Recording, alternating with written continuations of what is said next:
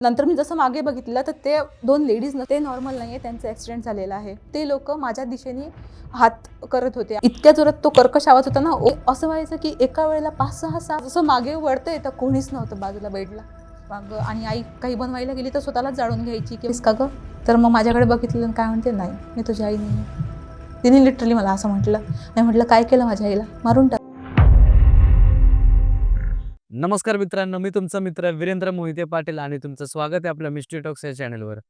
तर आजही आपल्याकडे आपले एक सबस्क्रायबर आलेले आहेत. तर चला त्यांच्यासोबत गप्पा मारूयात. नमस्ते मॅम. नमस्ते सर. काय आपलं नाव? तृप्ती गवई, मूळ गाव कुठलं मॅडम तुमचं? मूर्तिजापूर, अकोला जिल्ह्यामध्ये. अकोल्यामधले आहात तुम्ही. हो, हो. आपल्या चॅनलला तुम्ही कॉन्टॅक्ट कसा केला मॅडम? मी YouTubeला व्हिडिओ बघत होती आणि व्हिडिओमध्येच एंडिंगमध्ये सांगितलेलं होतं, की डिस्क्रिप्शन बॉक्समध्ये तुम्हाला लिंक मिळेल. तर मी डिस्क्रिप्शन बॉक्समधून Google फॉर्म ओपन केला आणि त्यामध्ये नाव वगैरे जी इन्फॉर्मेशन होती ती फिल करून टाकली आणि त्या थ्रू तुमच्याशी कॉन्टॅक्ट केला. बरं. तर काय कसे तुमच्यासोबत अनुभव घडले होते? अनुभव तर खूप आधीपासून घडत आहे सर. जसं आपण उन्हाळ्याच्या सुट्ट्यांमध्ये आपल्या मावशीकडे किंवा मामांकडे वगैरे जातो, तर मी माझ्या मावशीकडे जायची. तर दरवर्षीप्रमाणे तेव्हाही गेली आणि गेल्यानंतर असं झालं, की म्हणजे आधी तर सर्व काही ठीक होतं. काही असा अनुभव आला नाही. सर्व काही नॉर्मल. पण एकदा माझ्या मावसा आणि आम्ही दुपारच्या वेळेला दर्यापूर म्हणून गाव आहे. मावशीचं गाव माझं भामोद म्हणून होतं. मावसं म्हणजे तुमचे मावशीचे हजबंड. हां. तर मावशीला आई म्हणायचो आम्ही आणि मावसांना बाबा. तर मग मावशीनी मला सांगितलं, की "तू बाबांबरोबर जा मार्केटमधून सामान आणायचं आहे काहीतरी." तर मी मार्केटमध्ये मग मार्केट दर्यापूरला आणि हे कसं भामोद छोटं गाव होतं आणि दर्यापूर तालुका. तर तिथे सगळं काही मार्केट तिथूनच असायचं आमचं. तर मी मावसांबरोबर गेली माझ्या म्हणजे बाबांबरोबर गेली तर ते थोडे स्ट्रिक्ट होते. त्यामुळे त्यांच्याशी जास्त काही आम्ही बोलत नव्हतो. पण असं म्हणजे असं जास्त हट्ट नाही करू शकत होतो किंवा असं जास्त खेळणं वगैरे काही नाही. ते आले की एकदम आम्ही शांत असून जायचो. तर एकदा माझा मावस भाऊ तो खूप लहान होता तेव्हा. तर मावस भाऊ, मी आणि माझे मावसा. तर मावस भाऊ समोर बसलेला. म्हणजे त्यांचाच मुलगा. हां, त्यांचा मुलगा आणि मध्ये मावसा कारण ते ड्राईव्ह करत होते ना, म्हणजे गाडी चालवत होते आणि मी मागे बसलेली. तर आता आम्हाला येताना संध्याकाळ झालेली. तर संध्याकाळ झाली त्यामुळे कसं तो आता गावाचा एरिया म्हटल्यानंतर लाईट्स वगैरे नव्हते इतके काही. तर आणि गोष्ट आताची नाही आहे. मी थोडी लहान होते तेव्हा. त्यामुळे तेव्हा इतकं काही डेव्हलप नव्हतं. तर लाईट्स पण नव्हते तिथे. तर अंधार होता. तर मला आधी हा अनुभव आला, की मला दिसलं, की माइलस्टोन जसे असतात ना, मला तिथे आधी 2 बाया दिसल्या. 2 बायका होत्या त्या स्पष्ट मी बघितलं तर एक बसून होती आणि व्हाईट साडी कशी असेल ना, तर व्हाईट साडी घालून जसं असतात तशा. पण अशी मला भीती नाही वाटली त्यांना बघून. तर एकीने स्पष्ट पदर माझ्यासमोर डोक्यावर घेतला. एक बसूनच होती. जसं वाट बघतात ना एखाद्या गावाच्या फाट्याला वाट बघतात बससाठी. तर तशा 2 बाया दिसल्या मला. तर त्यातली एक बसलेली आणि एक उभी होती आणि तिने स्पष्ट माझ्यासमोर डोक्यावर पदर घेतला. तर मला अंधार असल्यामुळे मी चेहरा वगैरे काही बघितला नाही. पण मी म्हटलं, की 2 लेडीज इतक्या तरी माझ्या डोक्यात हे आलं, की 2 लेडीज इतक्या रात्री थांबलेल्या आहेत. तर अ, असं मी विचार करत गेली. पण माझं तर लहान मुलांचं जसं असते आपलं काहीतरी हसत-खेळत मनातल्या मनात पुटपुटत जाणं. तर मी माझ्याच धुंदीत चालली होती. पण नंतर मी जसं मागे बघितलं तर ते 2 लेडीज नसून माइलस्टोन होते. मला एकदम मी शॉक झाले, की हे असं कसं होऊ शकतंय, की मला आता आधी स्पष्ट लेडीज दिसल्या. एक बसलेली होती आणि एक तिने पदर घेतला. चेहरा वगैरे दिसला का तुम्हाला? अंधार होता, पण आकृती एक दिसते ना आणि साडी होती. मेन म्हणजे साडी दिसली. तर साडीचा पदर असा जसा स्पष्ट डोक्यावर घेतात ना, तशी मला स्पष्ट आकृती दिसलेली नव्हती. तर मी म्हटलं, की 2 लेडीज आहेत ह्या काहीतरी म्हणजे असा आणि नंतर बघते तर खूप छोटे-छोटे 2 माइलस्टोन आता आणि माइलस्टोन पण 2 एकसाथ नसतात कधीही. एक असतो आणि एक थोडा 2-3 किलोमीटरच्या अंतरावर असेल. पण ते 2 मला सोबत माइलस्टोन दिसले, तर मला ते थोडं विचित्र वाटलं. पण आता कसं असं विचित्र गोष्टी काही घडल्या ना, तर आपल्या माइंडमध्ये फिट होऊन जाते ते. सारखं ते फिरत असतात गोष्टी. ते कंटिन्यू माझ्या डोक्यात तेच चालू होतं. तर मी ना असं विसरली नाही त्याला. मला ते अजूनही आठवते. तर मग त्यानंतर पुढे गेलो आम्ही. तर जसं रोडचं काम सुरू असते ना, तर तिथे खड्डा केलेला होता खूप मोठा. तर आम्ही तिथपर्यंत पोहोचलोच. तर अंधार झालेला होता खूप. तर माझे मावसा स्ट्रिक्ट असल्यामुळे मी बाईकला मागे बसलेली आणि मागेच पकडलेलं. मावसांना हातही नाही लावला मी. घाबरत होती मी कारण अंधार पण होता आणि थंडी पण खूप पडलेली होती. पण तिथे दिसलं मला, की समोरून एक ऑटो येत आहे. रस्ता पूर्ण सुनसान होता. पण एक ऑटो येत आहे माझ्या दिशेने आणि त्या ऑटोमध्ये मला असं वाटलं, की म्हणजे असं लांब होता थोडा, पण असं जसं जवळ आला ना, तर मला स्पष्ट दिसलं, की तो ॲक्सिडेंटमध्ये जे लोकं आहेत, ते नॉर्मल नाही आहे. त्यांचा ॲक्सिडेंट झालेला आहे. कारण रक्तबंबाळ होतं. पूर्ण चेहरा म्हणजे एक लेडीज होती, तर ती साडी नेसलेली होती आता मला साडी कुठल्या कलरची ते नाही आठवत, पण ती जी लेडीज होती तिने साडी नेसलेली होती हे कन्फर्म आहे. आणि जसं गावाकडच्या बायका भरपूर बांगड्या वगैरे घालून असतात ना, तर ती भरपूर बांगड्या वगैरे साडी नेसलेली आणि पूर्णच तिला हाताला वगैरे ब्लड होतं. दोन्ही हाताला ब्लड होतं तिच्या आणि तिचा चेहरा पण.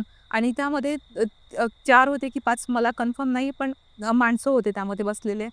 तर आणि एक ड्रायव्हर होता आणि तो पण खूप घायाळ झालेला. कारण की त्यामध्ये असं कोणीच नव्हतं की ज्याला ब्लड नसेल. त्यांच्या चेहऱ्यावर वगैरे ब्लड, तर मी खूप तेव्हा लहान होते ना थोडे, तर आपण घाबरून जातो. तर मी ना माझ्या मावसांकडे बघितलं, पण मावसांचं काहीच रिएक्शन नव्हतं. जशी ते गाडी चालवतात तसं त्यांनी बघितलं. मी परत बघितलं तर ते लोकं माझ्या दिशेने हात करत होते. आपण कोणाला मदतीला जसे मागतो ना, आम्हाला मदत कर म्हणून असे हात, तर ते मला असं ओढायचं, आपण असं की खूप लांब आहे मी, तर असा हात बोलवून मला बोलवायचा प्रयत्न करत आहे तसा. आणि ज्याचं त्यांना मदत, एक तर त्यांना मदत पाहिजे असेल म्हणून, किंवा तू आमच्याबरोबर चल म्हणून. ते कारण त्यांचे हात माझ्या साईडनी होते आणि एका व्यक्तीचा नव्हता हात, 2-4 जणांचे हात माझ्या साईडला होते आणि त्यातले काही जण असे ते जो ऑटो किंवा टेम्पो म्हणा त्याच्या बाहेर निघालेले होते ते, त्यांचे हात असे मला पकडण्यासाठी. आणि मला माझी मावस बहीण होती एक, तर माझ्या ताईने मला सांगितलं होतं की तुला जेव्हाही भीती वाटेल, आता कसं कोणी म्हणते की हनुमान चालीसा म्हणायची, कोणी म्हणते काही, तर माझ्या मावस बहिणीने मला एक मंत्र दिलेला होता. तर आता विश्वास असेल तिथे काहीही शक्य होते. तर मला खूप विश्वास होता तिच्या गोष्टीवर. कुठल्या देवाचा मंत्र दिलता? तर तिने गौतम बुद्धांचा आहे, तसा देवांचा नाही तो, पण गौतम बुद्धांचा आहे आणि मंत्र आहे ओम मनी पद्मे हूँ म्हणून. तर तो मंत्र मग मी लक्षात ठेवला. मी म्हटलं हिने सांगितलं आहे ना, तर होईल, नक्कीच होणार. तर मी तो मंत्र म्हटलं की आता मी लगेच, माझ्या डोक्यात काय माहिती काय आलं, एक सद्बुद्धी म्हणा किंवा काही, कारण मी थोडी लहान होती, पण असं तरीही मला ते आठवण होतं की हिने मला सांगितलं ना. इव्हन मी त्यांच्याकडे जो दवाखाना होता ना, त्या दवाखान्यामध्ये गेल्यानंतरही मला भीती वाटली तर मी तो म्हणायची. तर मग माझी भीती संपून जायची की आता मला काहीच नाही होणार. तर तो मंत्र तिने सांगितल्याबरोबर मी, माझ्या गळ्यामध्ये लॉकेट होता, तर मी लॉकेट पकडलं आणि डोळे बंद करून तो मंत्र पूर्ण माझ्या पॉझिटिव्ह एनर्जीनी पूर्ण यांनी म्हणून टाकला. आणि जसं मागे बघते तर कोणीच नाही. एकदम शांत. फक्त तिथे समोर रोडवर एक मोठा गड्डा होता आणि माझ्या मावसांनी, गड्डा असल्यामुळे आता आम्ही, तो लहान होता मावस भाऊ माझा आणि मी मोठी होती त्याच्यापेक्षा थोडी. तर त्यामुळे त्यांनी, आता दोन्ही पण लेकरच झाले ना समजा, म्हणून त्यांनी मुलांना काही होऊ नये म्हणून गाडी थोडी हळू नेली तिथून. बस तेवढंच. पण ते नॉर्मल होते. तर मला हा डाऊट की मी काही बघितलं की नाही म्हणून मी बाबा म्हणून आवाज दिला, पण तोही हळूच, कारण मी खूप घाबरलेली होती आणि थंडीमध्येही मला खूप घाम फुटलेला. पण मी म्हणू कशी? कारण बाबा स्ट्रिक्ट होते, मावसा माझे. तर त्यांना काही म्हणू शकत नाही म्हणून मी त्यांना काहीच नाही सांगितलं. आणि जसं आम्ही घरी पोहोचलो, त्यांनी जशी बाईक उभी केली मी तशीच पळत गेली. माझ्या मावसांनी आवाजही दिला मला की सामान घेऊन जा आतमध्ये. तर मी कशीबशी त्यांच्या हातातली पिशवी घेतली आणि पळत गेली मावशीकडे आणि सरळ मावशीला सांगितलं, "आई, असं-असं झालं गं, मला असं-असं दिसलं." आणि खूप रडायला लागली. तर माझी मावशी म्हणते, "नाही बेटा, असं काहीच नाही आहे, असं काही होऊ शकत नाही" म्हणे. म्हटलं, "नाही," म्हटलं, "आई, ते झालं," म्हटलं, "मी जे बघितलं ना," म्हटलं, "ते मला स्पष्ट अनुभव आहे," म्हटलं, "म्हणजे मला खूप अनुभव आला आणि तो काही माझी कल्पना नव्हती."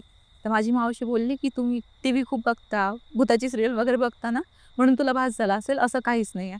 मी म्हटलं, "नाही," पण मी म्हटलं, की "परत मी त्या रोडनी जाणारच नाही कधीच. मला तिकडनी जायचंच नाही." इव्हन मला घरी, माझी मावशी बोलली, की "तुला घरी पाठवू का?" म्हणजे माझ्या घरी. म्हटलं, "नाही, मला जायचंच नाही त्या रोडनी. मी जातच नाही आणि मला मला काहीच नको," म्हणून मावशीला घट्ट पकडलं आणि रडायला लागली. पण मावशीनी मग मला नेलं आणि देवाचं तिथे गाथा वगैरे असतात ना, त्या म्हटल्या आणि ते शिलेचं पाणी ते देवाजवळ ठेवलेलं ते मला पाजलं तिने आणि तिने म्हटलं, की "काही नाही होत. तू झोप आणि विसरून जा सर्व. असं काहीच नसते." आणि पण तिने मला हे केलं, की "कोणाला सांगू नको हे. आपण बघू काय आहे तर." मग मी पण मावशीला सांगितलं म्हणून मी रिलॅक्स झाली थोडी, की ठीक आहे, मावशीला सांगितलं ना मी, तर आता मला काही नाही होणार आणि आता मी घरी आहे, तर मी सेफ आहे. एवढा मला असं सांत्वना मिळालेली. मग मी झोपी गेली. पण त्याच्या 1-2 दिवसानंतर काय झालं, की न्यूजपेपर आला घरी आणि न्यूजपेपरमध्ये ताई, माझी मावस बहीण वगैरे आहे ना, तिचा एक क्लासमेट होता. तर तो पण आमच्याबरोबर नेहमी खेळायला यायचा. तर तो आला आणि तो न्यूजपेपर घेऊन आला आणि म्हणतो, की "बघा," म्हणतो, "ॲक्सिडेंट झाला तिथे त्या ठिकाणी." आता त्या ठिकाणी ते गावाचं नाव सामदा म्हणून होतं. तर सामद्याला ॲक्सिडेंट झाला. जसं त्यांनी म्हटलं तसं मी ना, मला एकदम काय माहिती क्लिक झालं. मी पळतच गेली आणि त्याच्या हातातून तो न्यूजपेपर घेतला आणि वाचते, बघते तर काय, मला सेम तेच लोकांनी तिथे पण 1-2 डेथ झालेली आणि बाकी लोकं घायाळ वगैरे असे, म्हणजे गंभीर आहेत आणि त्यांचं काही सांगता नाही, सध्या हॉस्पिटलमध्ये आहेत. हे असं लिहिलेलं त्यामध्ये. मी तसाच तो पेपर घेतला आणि पळत मावशीकडे गेली. म्हटलं, "आई बघ, मी तुला सांगितलं होतं ना, असं झालं आणि हेच होतं आणि हाच तो टेम्पो होता. म्हटलं काहीच नाही, म्हटलं बघ तू, मी तुला सांगत होती, म्हटलं तू विश्वास नाही ठेवला. तू मला बोलली की कल्पना आहे माझी, भुताची रेल बघते, पण हे आहे म्हटलं, असं झालेलं आहे. मग आईनी परत नेलं देवाकडे, अंगारा वगैरे लावला. मला जितक्याही तिला गाथा वगैरे येतात सर्व म्हटल्या आणि मला म्हटलं, पण मी आता मला प्रूफ मिळालं ना, की मी जे बघितलं ते ॲक्चुअलमध्ये घडलेलं, ही कल्पना नव्हती. तर मला खूपच ताप. मी इतकी आजारी पडली. मी 4 ते 5 दिवस तर इतका ताप होता मला, की काहीही केलं नाही आणि त्यावेळेला कसे फोन वगैरे नव्हते. टेलिफोन होते, तर माझ्या घरी काही लँडलाईन पण नव्हती. त्यामुळे आईला कॉन्टॅक्ट नाही करू शकले. पण माझ्या मावशीने काय म्हटलं, की "बेटा," म्हणे, "आईला नको सांगू आणि कोणालाच नको सांगू. तू ही गोष्ट बाकीच्यांना सांगशील, सर्व घाबरतील आणि कसं म्हणतील, की तू शाळेत जाते ना तू, शिकलेल्या मुलांनी अशा गोष्टी करायच्या असतात का? ह्या सगळ्या अंधश्रद्धा आहे असं म्हणतील सगळे, तुला वेड्यात फसवतील. म्हणून तू ह्या गोष्टी कोणालाच सांगायच्या नाही." आणि तिने शपथ घेतली. आता मावशीनी डोक्यावर हात ठेवून शपथ दिली म्हटल्यानंतर आपण कोणालाच नाही सांगणार. म्हणून मी ती गोष्ट अजून तरी नव्हती सांगितली. पण आता माझी मावशीही नाही आहे या जगात. तर मग जेव्हा मिस्ट्री टॉकला मी हे बघितले ना सर्व अनुभव बघायची, तर मी म्हटलं की नाही, आपण पण हा अनुभव शेअर करायला पाहिजे. कारण मी कसं 1-2दा ज्यांना सांगायचा प्रयत्न केला, तर त्यांनी हसण्यावरच नेलं, की असं नसतंय किंवा काही. आणि मग नंतर माझ्या कझिनला तर मी जेव्हाही सांगायला प्रयत्न करायची, की असं-असं झालं. कारण ती तिथेच राहते ना. तर मला असं आपल्याला एक वाटतं, की आपले मावस बहीण-भाऊ पण त्या साईडनी जातात. यांना काही व्हायला नको किंवा यांना काही अनुभव आलेत. सावध राहायला पाहिजे. तर म्हणून मी त्यांना प्रयत्न करायची, त्यांच्याशी ह्या डिस्कस करायची. पण जेव्हाही मी टॉपिक काढायची, तर कधीच तो टॉपिक होऊ शकत नव्हता. सांगूच शकत नव्हती मी. अडचणी यायच्या. हां, नेहमी अडचणी यायच्या. जसं की आपलं पण आलं शेवटच्या वेळेस अडचण. हो. आणि होते पण हे. आणि कसं असते सर, असे अनुभव ना आपण प्रत्येकाला सांगत नाही. जो व्यक्ती असतो ना, समजदार व्यक्ती पाहिजे असते ह्या सगळ्या गोष्टी करण्यासाठी किंवा त्याच्याकडे काहीतरी तसा अनुभव लागतो. ज्याला अनुभव आहे तो म्हणतो, की हां, ह्या गोष्टी खऱ्या आहेत. आणि ज्याला अनुभव नाही तो का म्हणतो, की हां, हे काही पण सांगतात. यांना काय कंटेंट पाहिजे काहीतरी सांगायला. आता बरंच असं नको त्या गोष्टी बोलतात. खूप जण असं बोलतात. मग जो व्यक्ती असा बोलेल आपण काय करतो, सांगायचंच नाही अशांना. म्हणून मग मी ह्या गोष्टी माझ्यापर्यंतच ठेवलेल्या. पण ही सुरुवात होती. मला माहिती नव्हतं, की याच्या पुढेही काही गोष्टी होणार आहेत आणि मग त्या असं होता मला बऱ्याच ठिकाणी अनुभव यायला लागले.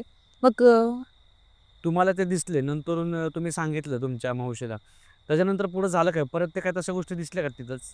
तिथे तशा गोष्टी काही नाही दिसल्या मला. पण तिथे असं व्हायला लागलं, की मला ना कधी मेडिटेशन वगैरे, माझी मावशी वगैरे ना खूप लहानपणी, तेव्हा मेडिटेशन ही संकल्पनाही नव्हती आपल्याकडे. तेव्हा ती आम्हाला लहानपणापासून मेडिटेशन सांगायची. माझी मावसा योगा करायचे ना, तर त्यामुळे माझी मावशी आम्हाला म्हणायची, की सर्व बहीण-भावांनी पण मेडिटेशन करायचं. मेडिटेशन केलं की कसं होतं ना, आपला माइंड रिलॅक्स होतो, एकाग्रता. ती आम्हाला अभ्यासामध्ये कॉन्सन्ट्रेशन व्हावं म्हणून मेडिटेशन करायला लावायची. पण मी जेव्हा मेडिटेशन त्या घरामध्ये मेडिटेशन करायला गेली, की मला ना मेडिटेशन असं काय म्हणतात, भंग व्हायचं असं. तर सर्व आम्ही 5 बहीण-भाऊ बसायचो एका रूममध्ये, मावस बहीण-भाऊ वगैरे. आणि आम्ही डोळे बंद करून आधी प्रार्थना म्हणायची, मंगलमय प्रार्थना म्हणतात. म्हणजे सर्वांचं, आपल्या आजूबाजूला सर्वांचं मंगल हो, आपलं मंगल हो, आपल्या घरच्यांचं मंगल हो, अशी एक प्रार्थना आहे. तर ती आम्ही प्रार्थना म्हणायचो मनापासून आणि मग त्यानंतर डोळे बंद करून आम्ही, जोपर्यंत ताई नाही म्हणणार, म्हणजे माझी मोठी मावस बहीण, ती म्हणणार नाही तोपर्यंत मग आम्ही डोळे उघडत नव्हतो. पण जसे मी डोळे बंद केले, तर माझ्या कानामध्ये कोणीतरी खूप लाऊडली ओम म्हटलं. खूप जोरात ओम म्हटलं आणि इतक्या जोरात तो कर्कश आवाज होता ना ओमचा. ओम तर हे देवाचं नाव आहे. खूप असं पवित्र, पण ते माझ्या कानामध्ये खूप कर्कश म्हटलं गेलं. तर मी एकदम डोळे उघडले. पण हा आवाज फक्त मला आलेला, बाकी कोणालाच आलेला नव्हता. मी ते पण माझ्या मावशीला जाऊन सांगितलं. म्हटलं, "आई, मी मेडिटेशन करायला गेली ना," म्हटलं, विपश्यना मेडिटेशनला तेव्हा विपश्यना शब्दच होता. तर मी विपश्यना म्हटलं, "आई, मी विपश्यना करायला गेली ना, तर असं झालं. माझी नाही होऊ शकत आहे आणि हे एकदा झालं, दुसऱ्यांदा झालं, 3दा असं झालेलं आहे," म्हटलं. तर मी करू शकत नाही. तर माझी मावशी बोलली, "तुला असं का बरं होतंय? बाकीच्यांना तर कोणालाच नाही होत. तुला असं का होतंय?" आणि शेजारी वगैरे असं ना कोणाकडे, तेव्हा आधी गावातले लोकं कसं, गाई वगैरे असू दे, कोंबड्या असू दे, तर माझ्यासमोर एक, त्यांच्याकडेच अंगणामध्येच एक कोंबडा असतो की नाही, कोंबडा होता की कोंबडी माहिती नाही. पण ते मेलं. तर आम्ही 5च बहीण-भाऊ होतो तिथे आणि आमच्याच समोर मेलं ते. तर मी असं पहिल्यांदा कोणत्या प्राण्याला मरताना बघितलं होतं, तर मला ना ते माझ्या डोक्यामध्ये खूप, मी थोडी सेन्सिटिव्ह असल्यामुळे मला ते खूप असं झालं, की आपण त्याला वाचवू नाही शकलो. ते गिल्ट एक होतं. पण मला काय व्हायचं, रात्री मला त्याचा आवाज यायचा कोंबड्याचा? त्याच आणि त्याच ठिकाणी, ज्या ठिकाणी त्याला फेकलेलं ना, त्या ठिकाणाहून आवाज यायचा. मी मावशीला सांगायची, "आई, मला आवाज येतो, मला आवाज येतो." ती म्हणायची, "तू ना खूप विचार करते. तू." पण त्याच्या व्यतिरिक्त अजून काही कोंबड्या वगैरे होत्या का तिकडं? बाजूच्यांच्या. त्यांचा आवाज येत असेल ना मग रात्रीच? नाही, त्यांचा नव्हता. कारण तो मरताना जसा तडपला होता ना, तो आवाज होता तो. तुम्ही माझ्या कर्कश आवाज येत होतो. हो, कर्कश.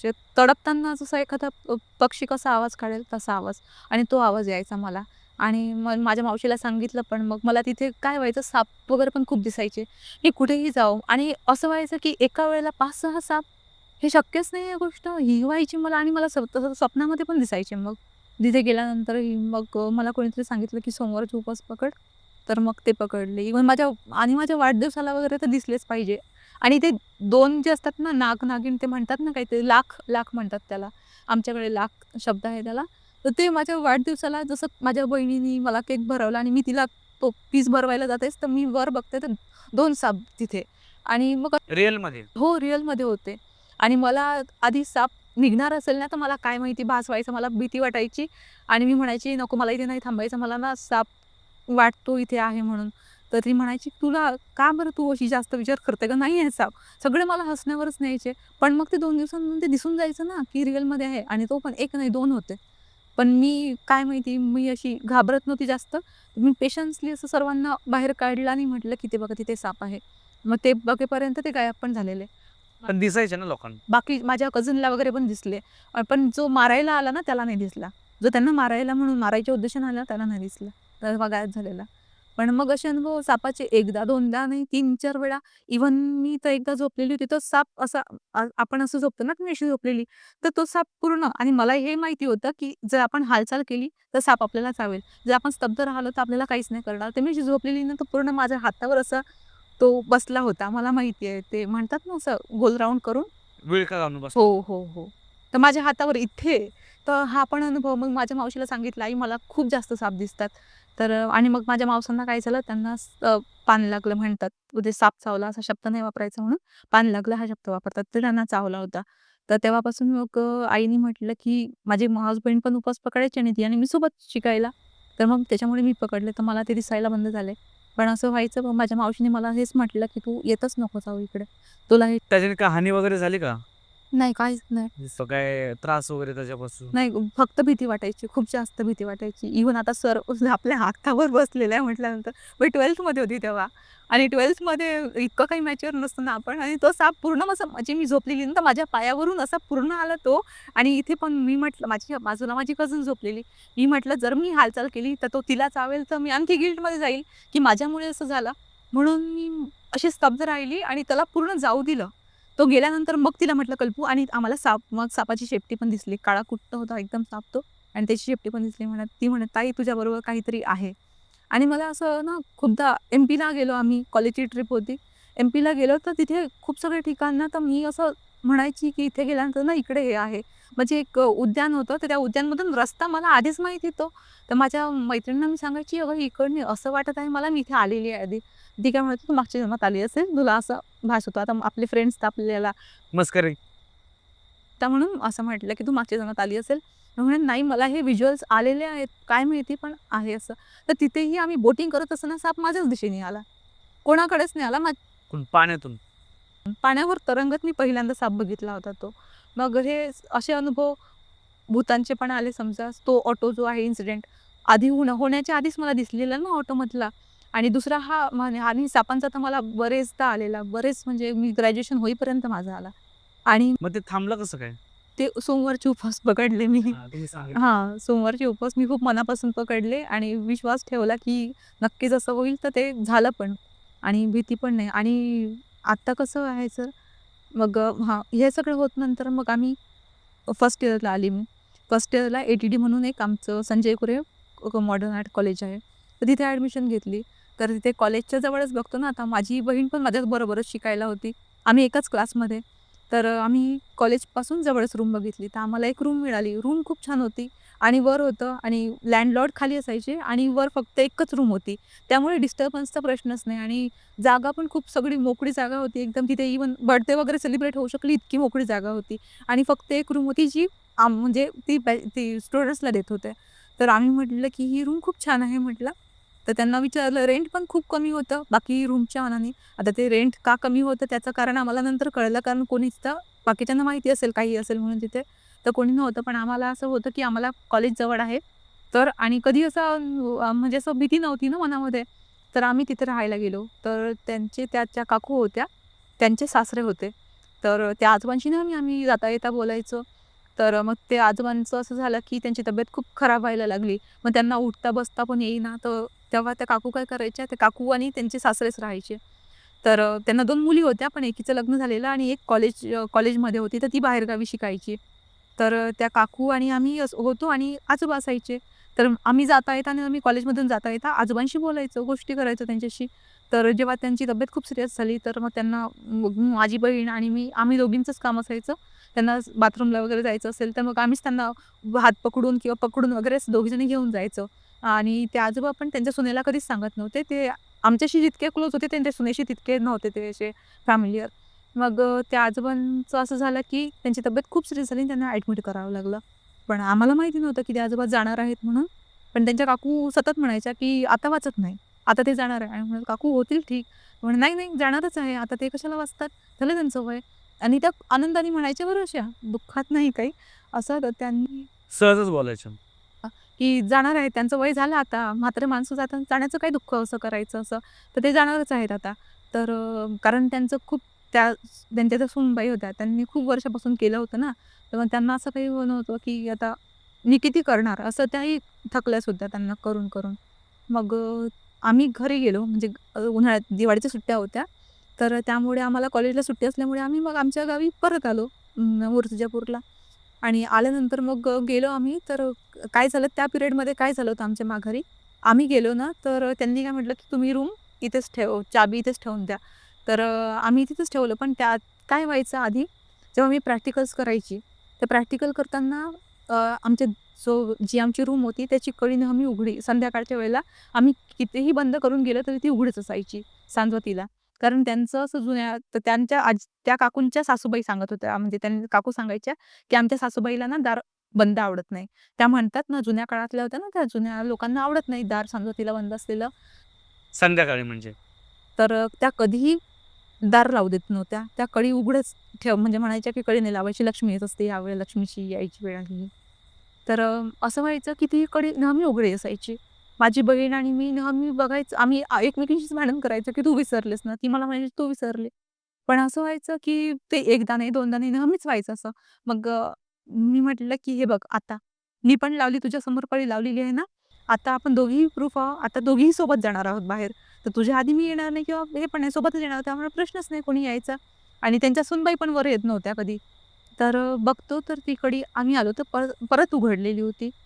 मग म्हटलं सांगितलं ना, इथे काहीतरी आहे, कोणीतरी आहे. म्हणजे आम्हाला असं तेव्हा डाऊट नव्हता आला, की कोणी असेल म्हणून. म्हटलं काहीतरी आहे म्हटलं, पण कोणीतरी नक्कीच येऊन उघडतंय. म्हटलं होऊ शकते काकू माघारी येत असतील. तर ती म्हणली, "नाही" म्हणे. मी काकूंना विचारलं, "काकू तुम्ही आल्या होत्या का वर?" तर बोलल्या, "नाही." म्हटलं, "पण कडी नेहमी उघडलेली असते." त्या बोलल्या, की "नाही तुम्ही तुमचं लक्ष नसेल." म्हटलं, "नाही, नाही आमचं लक्ष होतं" म्हटलं यावेळेला. मग त्यानंतर कसं आम्ही दोघी बहिणी त्याला हसण्यावर न्यायचं, की आता ही आपण कडी कधीही लावू, ती उघडलेलीच असेल. तर आम्ही पण त्याला ना असं जास्त काही माइंड नाही केलं. नॉर्मल जसं रुटीन चालू असतं तसंच. पण असं काय व्हायचं, की कधी बाथरूममधला नळ ऑटोमॅटिकली चालू. मग मी माझ्या बहिणीलाच बोलायची, की "तूच बंद नसेल केला." ती म्हणायची, "अगं मी बंद केलेला आहे. मी कशाला उघडा ठेवू नळ?" तर मग असं झालं, की ती आणि मी मला माहिती आहे, की ती आल्यानंतर मग आम्ही चेक करायचो. पण तो नळ ऑटोमॅटिकली चालू व्हायचा. मग आम्ही काय म्हटलं, की नळाचं लिकेज असेल, टोटी वगैरे जी असते ना, ती असेल लूज किंवा काही, पण ती लूज पण नव्हती. तर ती बोलली, की "इथे ना काहीतरी ना, इथे आणखी कोणीतरी आहे वाटते." माझी बहीण थोडी चेष्टा मस्करी खूप करते. तर तिने असंच म्हटलं. तो पण आम्ही हे केलं, की जाऊ दे नळ पण लागतं. आपल्याला काय, कारण आम्हाला काही हानी नव्हती झालेली ना, तोपर्यंत आम्ही रिलॅक्सच होतो. असं काही भीती नाही हे केली. पण असं झालं एकदा, की माझी डाळ खूप दुखत होती. डाळेला ठणक लागलेली माझ्या आणि माझे प्रॅक्टिकल्स पण होते. तर मी रात्रभर जागरण करून सबमिशन होतं, त्यामुळे मी रात्रभर जागरण करून ते माझं त्रासही माझा आणि हे मी रात्रभर जागरण केलं आणि माझे प्रॅक्टिकल सबमिट केले आणि आली. आणि मी म्हटलं, की "हे बघ आता कॉलेज झालं," म्हटलं, "सकाळी 8 वाजता कॉलेज असते आणि 4ला सुट्टी होते. तर आता म्हटलं मी झोपते. आता मला तू त्रास नको देऊ." माझी लहान बहीण थोडी लहान आहे असल्यामुळे ती मला खूप त्रास द्यायची. तर मी तिला म्हटलं, की "हे बघ मला झोपू दे," म्हटलं, "मला ना त्रास नको देऊ तू आता." ती बोलली, "ठीक आहे, मी जाते खाली." मग ती खाली त्या आजी आणि सॉरी आजोबा आणि काकांकडे बसायची ते. तर ती त्यांच्याकडे गेली टीव्ही बघायला आणि मी वर झोपलेली. तर मी झोपलेली ना, तर मला असं मला खूप गाढ झोप लागली. तर ना मला असं वाटलं, की बाजूला माझ्या ती झोपलेली आहे. तर मला ना मागून असं पुश केलं, असं ढकलल्यासारखं. मग मी तिला परत ढकललं. मी म्हटलं, "रुबू," म्हटलं, "मला खूप त्रास होत आहे," म्हटलं, "माझी डाळ पण खूप ठणकत आहे आणि मी पेन किलर घेतली होती." म्हटलं, "मला झोपू दे का?" म्हटलं, "मी रात्रभर जागरण केलेलं. मला झोपू दे तू. त्रास नको देऊ." आवाज काहीच नाही आला तिकडनी. पण मला परत लोटलं. मी ना परत तिला लोटलं आणि तेवढाच फोर्सनी मला आता आपली बहीण-भाऊ कशी आपल्याला ढकलतात ना असं, तर ती बेडवरून. तर आणि ती मी कधीच एक बेड शेअर नव्हतो करत. तर मला आवडत नव्हतं ती माझ्या बाजूला झोपलेली म्हणून. तर मी तिला परत असं ना खूप पूर्ण ताकदीने लोटलं. तिनेही मला पूर्ण आणि मी फक्त पडायची राहिली इतक्याने. मी का म्हटलं, "अरे," म्हटलं, "तुला कळत नाही का गं मला," म्हटलं, "त्रास होत आहे." तर मी तिला मारायचं म्हणून. आता आपण जसं हे करतो ना मारतो म्हणून, मी माझ्या बहिणीला ना असं मारायला जसं मागे वळते, तर कोणीच नव्हतं बाजूला बेडला. कोणीच नव्हतं बेडवर. बापरे! तुमची बहीण कुठे होती त्यावेळी? ती खाली होती आणि मी जसं बघितलं मग कारण मला 3दा पुश केलेलं आणि हा जो पुश होता तो खूप जोरात होता. मी पडता-पडता वाचली. म्हणून मी तिला मारायला हात केला तर बघते तर कोणीच नाही बेडवर. तर मग मी खूप घाबरले आणि मी पळतच गेली मग खाली. जशी होती तशीच पळत गेली आणि खाली बघते तर माझी बहीण टीव्ही बघत आहे. त्या आजोबांशी गप्पा गोष्टी करत आहे. मग म्हटलं, "का गं?" म्हटलं, तू होती ना आता?" ती बोलली, "मी कशाला आहे? मी इथेच बसून आहे. तूच तर म्हटलं मला झोपायचंय." म्हटलं, "नाही, तू होती. तू मला धक्का दिला," म्हटलं. "तू मला त्रास दिला. खोटी नको बोलू. तू होती. पण तू इतक्या लवकर खाली कशी आली?" ती काय बोलते, "नव्हतीच तिथे." पण मला विश्वासच नव्हता होत ना, की असं होऊ शकते. पहिल्यांदा होता तो इन्सिडेंट असा तर. मग मी काकूंना म्हटलं, "काकू." तर काकू म्हणतात, की "ही इथेच बसून आहे. हिला अर्धा 1 तास झालेला ही इथेच बसून आहे. ही आलीच नाही." म्हटलं, "असं-असं झालं काकू." तर काकूंना माहिती होतं तिथे काहीतरी आहे. पण त्यांनी आम्हाला सांगितलं नाही. कारण तिथे त्यांना 2-2 पेइंग गेस्ट मिळालेले. तर कसं जाऊ देतील त्या? लपवून ठेवलं होतं. हां, लपवलेलं होतं त्यांनी. त्यांनी म्हटलं, "असं काहीच नाही," म्हणे वर. तर मी म्हटलं, "नाही काकू, हा भास झालेला आहे," म्हटलं.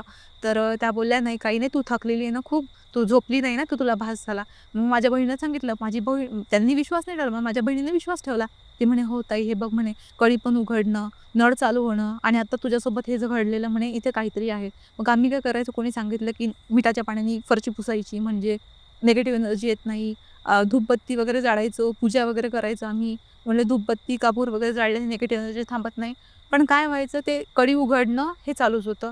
पण आता आमचं असं होतं की प्रॅक्टिकल्स जवळ आहेत, एक्झाम जवळ आहे, रूम कशी सोडायची?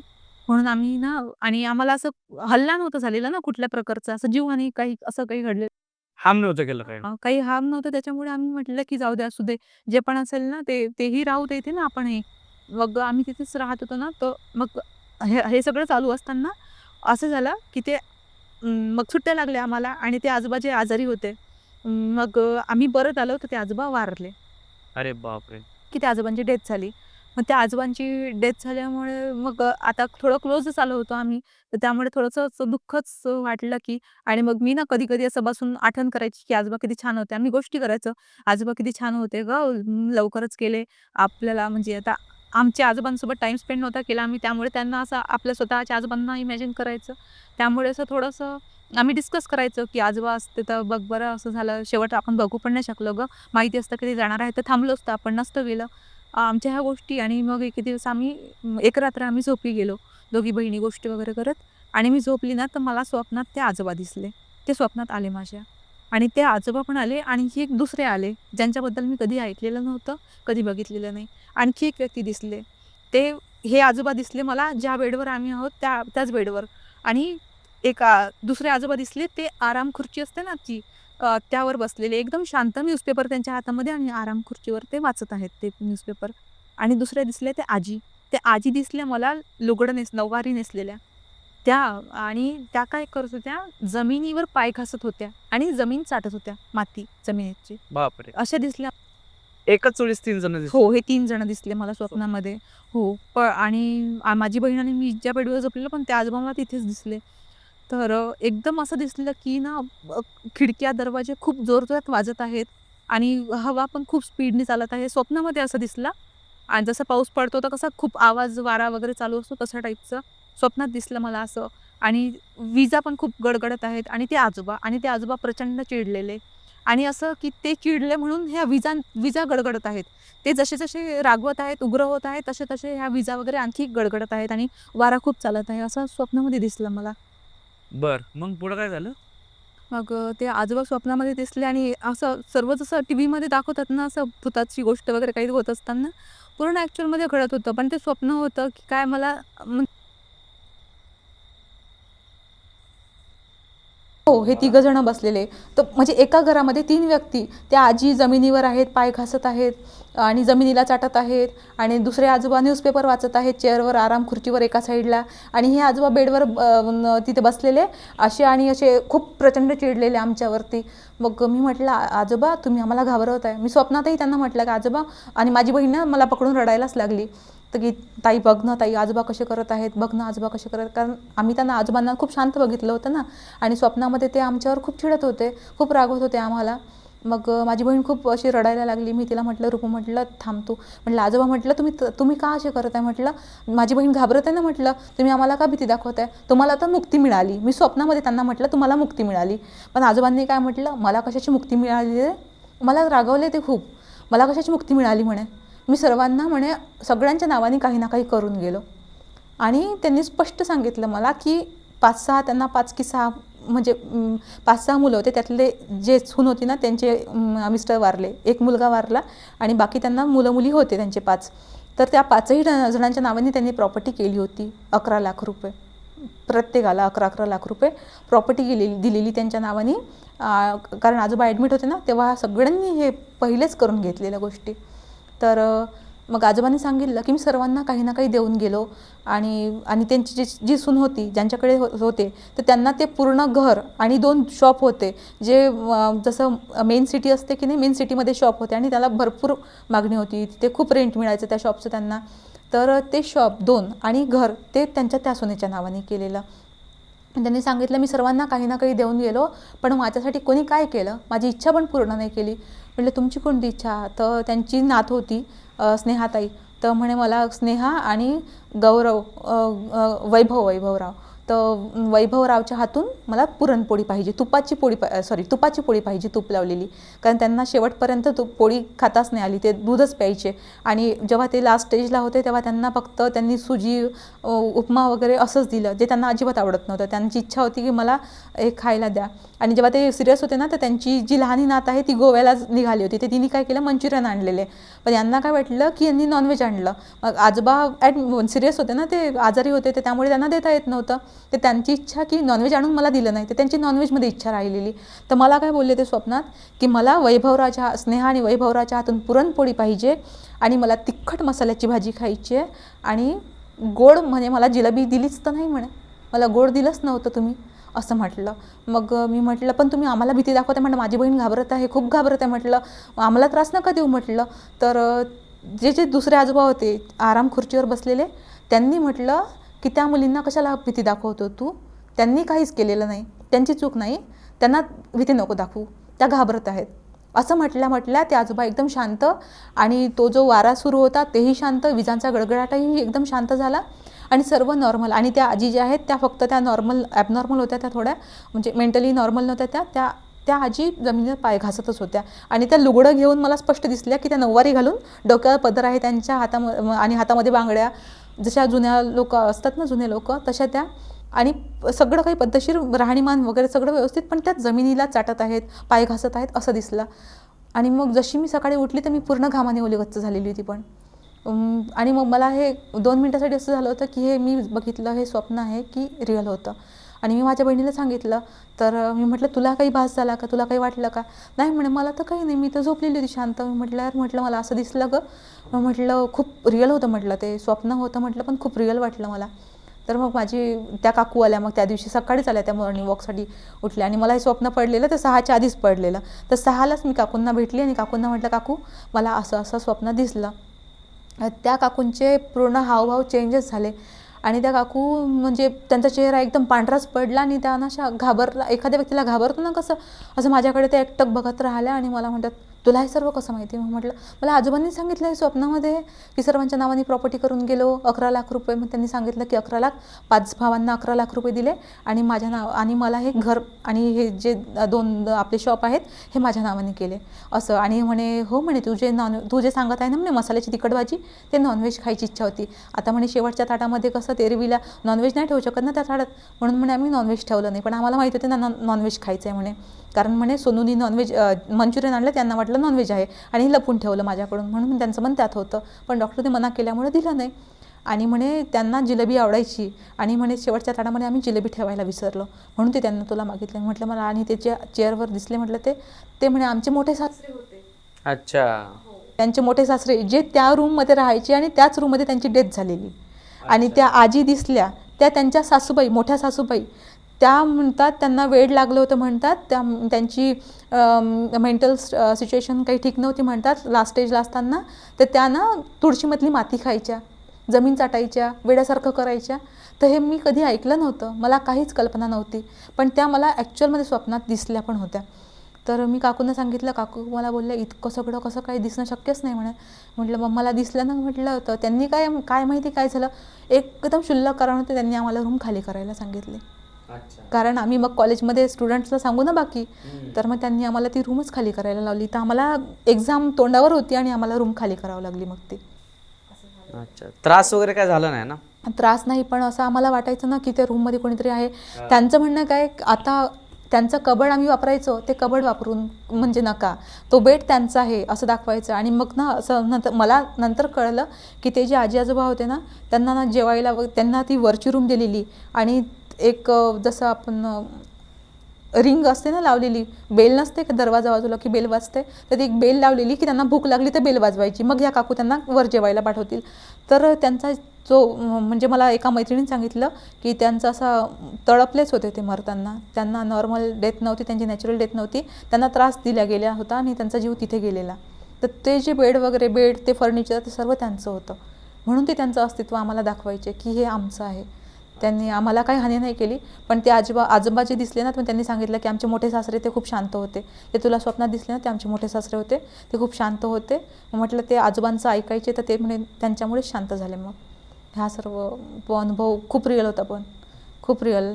त्याच्यानंतर मग असं होत गेलं की आम्ही ती रूमही सोडली, पण तिथे जाऊन बघायचं ना तर असं निगेटिव्ह एनर्जी वाटायची, मग जाणवायच्या गोष्टी जाणवायची. मग त्यानंतर कोणीच नाही गेलं पण राहायला तिथे, कोणीच नाही गेलं. आम्ही सांगितलं नाही कोणाला, कारण आम्हाला असं होतं की असं बदनामी पण कशाला, कोणी विचारलं तर सांगायचं. जर आमची कोणी मैत्रीण असेल ती म्हणत आहे की तिथे रूम बघायची आहे, तेव्हा नक्कीच सांगू, कारण तिच्याबरोबर असं काही व्हायला नको म्हणून. पण असं स्वतःहून जाऊन बदनामी नाही करायची म्हणून आम्ही काही कोणाला सांगितलं नव्हतं. मग पण ही गोष्ट माझ्या बहिणीला माहिती आहे, की आता कधी तिने बघितलं ना तर तिला सर्व अनुभव माहिती आहे ॲज इट इज, कारण ती माझ्या खूप क्लोज आहे. तर तिला माहिती आहे की ताई आपल्याला काही, आणि मी शिल्लक कसं काही सांगत नाही, जे आहे ना मी तेच सांगते. तर ह्या गोष्टी तुम्ही घरी सांगितलं होतं का तुमच्या? हो, माझ्या आईला वगैरे सांगितलं. मग त्यांचं काय रिॲक्शन होतं? माझ्या आईचं काहीच रिॲक्शन नाही, कारण माझी आई टीचर होती, तिला जास्त काही वेळ नाही. माझी आई कसं स्कूलमध्येही टीचर आणि घरीही टीचर, तर आई खूप स्ट्रिक्ट होती, त्यामुळे आईशी जास्त काही बोलण्याचं नाही. तर आईने हेच म्हटलं की तुला एवढा अनुभव येतो तर आधी का नाही सोडली, कशाला थांबायचं. मग तुम्ही कोणाला असं दाखवलं का की मला हे सारखे अनुभव येतात, मला प्रत्येक ठिकाणी येतात, तर ह्याचं सोल्युशन काय नाही, वगैरे? काहीच नाही दाखवलं, कोणालाच नाही. त्रास तर झाला हां, कारण मला कोणी काही केलं नव्हतं ना, तर त्यामुळे. आणि ते मला असं तेव्हा स्वप्नात दिसले, त्यांनी त्यांच्या इच्छा सांगितल्या, पण त्याच्यानंतर मला ते परत दिसले नाही कधी स्वप्नात. आणि माहिती आहे का सर, मी म्हणजे ती गोष्ट घडलेली 2015-16 मधली. पण ते जे आजी आजोबा होते, ती जी इमेज माझ्या डोक्यामध्ये बसलेली ना, तर मी त्यांच्या नातीने एकदा इन्स्टाला फोटो टाकला, तर त्या फोटोमध्ये बॅकग्राऊंडमध्ये ते जे फोटो होते ना 2, ते आजी आजोबा माझ्या स्वप्नात आलेले होते. अच्छा, चेहरे पण तेच? हो, तेच चेहरे होते. ती गोष्ट कारण तो इन्सिडेंट असा होता की मी त्याला विसरणार नाही ना, म्हणून मी माझ्या डोक्यात ते कॅप्चर झालेलं. आणि मग त्या आजी आजोबांना तीच साडी घालून, म्हणजे नऊवारी घालून, तेच मला दिसलेले आणि तेच आजोबा होते सेम. तर मग हे खूप रिअल होतं. बर, ह्याच्या व्यतिरिक्त तुमच्या आईसोबतही काही घटना घडल्या होत्या तुमच्या डोळ्यासमोर, ते काय होतं? हां, ॲक्च्युली सर, जसं लॉकडाऊन लागलं ना, आधी असं झालं, म्हणजे मी आता थोडं मागे जावं लागेल आपल्याला, कारण की गोष्टी अशा होतात की मी लहानपणी जेव्हा, म्हणजे मी खूप लहान होती, 4 वर्षाची, तेव्हा माझे वडील एक्सपायर झालेले. आणि ते थोडं म्हणजे बाबांना TB होता, तर आई टीचर होती आणि आईला कसं 2 मुली लहान, आम्हाला सांभाळून स्कूल वगैरेमध्ये मॅनेज करणं आणि वडील ॲडमिट राहायचे नेहमी. तर वडिलांची खूप ट्रीटमेंट चालली. पण असं झालं की अकोला म्हणून जे आहे शिवनी, अकोलापासून 5 किलोमीटरच आहे फक्त. तर शिवनीला बाबा तिथे घर आहे बाबांचं म्हणजे आमचं. तर बाबा तिथे होते आणि आईची ड्युटी मूर्तिजापूरला. तर आई इकडेच जॉब करायची. तर बाबा आम्हाला सॅटर्डे संडेला नेहमी भेटायला यायचे. पण बाबा तेव्हा खूप आजारी होते. तर बाबा तिकडेच राहिले शिवनीला. तर असं झालं की त्या काळात कसे फोन वगैरे नसायचे, पत्र असायचे. तर माझ्या घरच्यांनी काय केलं, आजी-आजोबांनी पत्र पाठवलं पण ते लेट मिळालं आईला. तोपर्यंत बाबा एक्सपायर झाले होते. मग तिथे गेल्यानंतर आम्हाला कळलं की आता वडील नाही आहेत आणि आम्ही आणि माझी बहीण अगदी लहान असल्यामुळे आम्हाला काहीच म्हणजे जन्म-मरण माहितीच नव्हतं. पण एवढं कळायचं की सगळं आईला सर्वजण बोलत आहेत. कारण माझ्या आईला माहिती नव्हतं वडील गेले आहेत म्हणून माझे. आणि आई जसं एक सुवासीन म्हणतात ना, तर तशी गेलेली आणि म्हणजे आईला माहीतच नाही ना आता म्हणजे विधवा बायांचं राहणीमान आणि सुवासिनीचं वेगळं. तर त्यांनी आईच्या हातामधल्या बांगड्या वगैरे फोडणं, त्या टिकलीसाठी बोलणं, टिकली का लावली तू, पायामध्ये जोडवे बिछवे का आहेत तुझ्या, असे ते भांडण करत होते. तर तिथून ना आमच्यामुळे आई खूप स्ट्रॉंग राहिली. पण एक म्हणतात ना की एक शॉक बसतो, कारण की एक लाईफ पार्टनर आहे कोणाचा, तो गेला म्हटलं म्हणजे खूप मोठा शॉक आहे तो. पण आईने आमच्या दोघीमुळे ती खूप स्ट्रॉंग राहिली. आणि आईसोबत जेव्हा ह्या घटना व्हायला लागल्या ना, तर आम्हाला काय वाटलं की काहीतरी शॉक वगैरे बसलेला आहे. तर डॉक्टरांनी पण हेच सांगितलं. जेव्हा डॉक्टरांना कन्सल्ट केलं तर त्यांनी हे म्हटलं की हा काहीतरी शॉक आहे आधीचा. यांना काहीतरी 20-25 वर्षा पहिले, मला लिटरली डॉक्टरांनी हे सांगितलं की 20-25 वर्षा पहिले तुमच्या आईला काहीतरी शॉक लागला आणि तेव्हा ट्रीटमेंटची गरज होती यांना. तर यांनी कसं स्कूल टीचर आहेत ह्या, तर 500-600 मुलांमध्ये रोजचं राहणं आणि आता कसं रिटायर्ड झाल्यानंतर काय होते, एकटेपणा जाणवतो. कारण मुली मोठ्या झालेल्या, त्या त्यांच्या जॉबमध्ये, कॉलेजमध्ये बिझी. तर तो आई-वडिलांसोबत तो वेळ आपण घालवत नाही ना कॉलेज लाईफमध्ये असताना. तर त्या बोलल्या की एकटेपणा जाणवतो ह्या आणि ही प्रॉब्लेम बऱ्याच टीचर्सची आहे. त्यामुळे आम्हाला वाटलं की कदाचित असेल. मग आम्ही डॉक्टरांनी सांगितलं पण की सर असंही होते, कधी-कधी ती मारायलाही येते कधी-कधी आम्हाला आणि अशी नव्हती आई आमची, तर असं का? तर त्यांनी म्हटलं की असं होते कधी-कधी त्या स्टेजला. तर एवढं काही घाबरण्याची गरज नाही. ती कसं कधी-कधी आपल्याला 2 वेगवेगळ्या पर्सनॅलिटीज आपल्याला पाहायला मिळतात. तर म्हटलं ठीक आहे 2 पर्सनॅलिटी असतात. तर आम्ही म्हटलं की ट्रीटमेंट कमी होईल का? त्यांनी बोलले आम्हाला की हे जुनं आहे खूप, हे ट्रीटमेंट इतक्या लवकर सहजासहजी नाही होणार. 50% कव्हरअप होईल, पण त्यांचं वय आता कसं 60 नंतर काय होते, इझिली कव्हर नाही होते, हे वाढणारच आहे. पण तुम्ही ट्रीटमेंट चालू ठेवा, तुम्हाला रिझल्ट मिळेल काही ना काही. मग ट्रीटमेंट द्यायचं तर काय व्हायचं, आई झोपून असायची. तर झोपून असायची त्यामुळे घरातच नेहमी. तर असं व्हायचं की ती अशक्तपणा यायचा तिला. खूप जेवायला मागायची आणि झोपूनच नेहमी. मग आम्हाला असं वाटलं की आई 8 ते 10 तास एखादा व्यक्ती झोपला तर कसं होणार त्याला. सकाळ आहे की संध्याकाळ, सकाळी झोपली होती मी, संध्याकाळ झालेली आणि रात्री परत झोपायची वेळ झालेली. मग असं व्हायचं ना, तर त्या व्यक्तीची किती गल्लत होते. मग आम्हालाच असं वाटलं की आईची मानसिक स्थिती तर आणखी खराब होईल, की तिला कळतच नाही ना, तिचा पूर्ण दिवसच झोपेत जात आहे, तिला ऊनच दिसत नाही आहे. मग आम्ही तिला ते ट्रीटमेंट काय केलं, बंद केली मध्ये. दुसऱ्या डॉक्टरकडे कन्सल्ट केलं. दुसऱ्या डॉक्टरांनी सांगितलं की अल्झायमर आहे यांना. एकाने सांगितलं डिमेन्शिया आहे, एकाने सांगितलं अल्झायमर आहे. यामध्ये काय होतं, व्यक्ती विसरून जातो. अगदी जेवण केलेलंही विसरून जातो, कधी-कधी ॲड्रेसही विसरतो. आणि असं आईबरोबर झालेलं की आई एकदा गेली तर 11:30 वाजले, घरी आलेलीच नाही. मग आम्ही दोघीच बहिणी ना, कोणी भाऊ वगैरे नाही आम्हाला. तर आम्ही आईला शोधायला जायचो. तर कसं तरी मिळाली. खूप लोकं म्हणजे आम्हाला लोकांनी खूप साथ दिली आहे. काही नातं नव्हतं त्यांचं, पण खूप चांगले लोकं मिळाले. तर त्यांनी साथ दिली, तर त्यांच्या थ्रू आम्हाला आई मिळाली. आम्ही आईला शोधलं, पण डॉक्टर बोलले की कसं आता यांचं वय वाढणार ना, ते हे ॲड्रेसही विसरून जातील.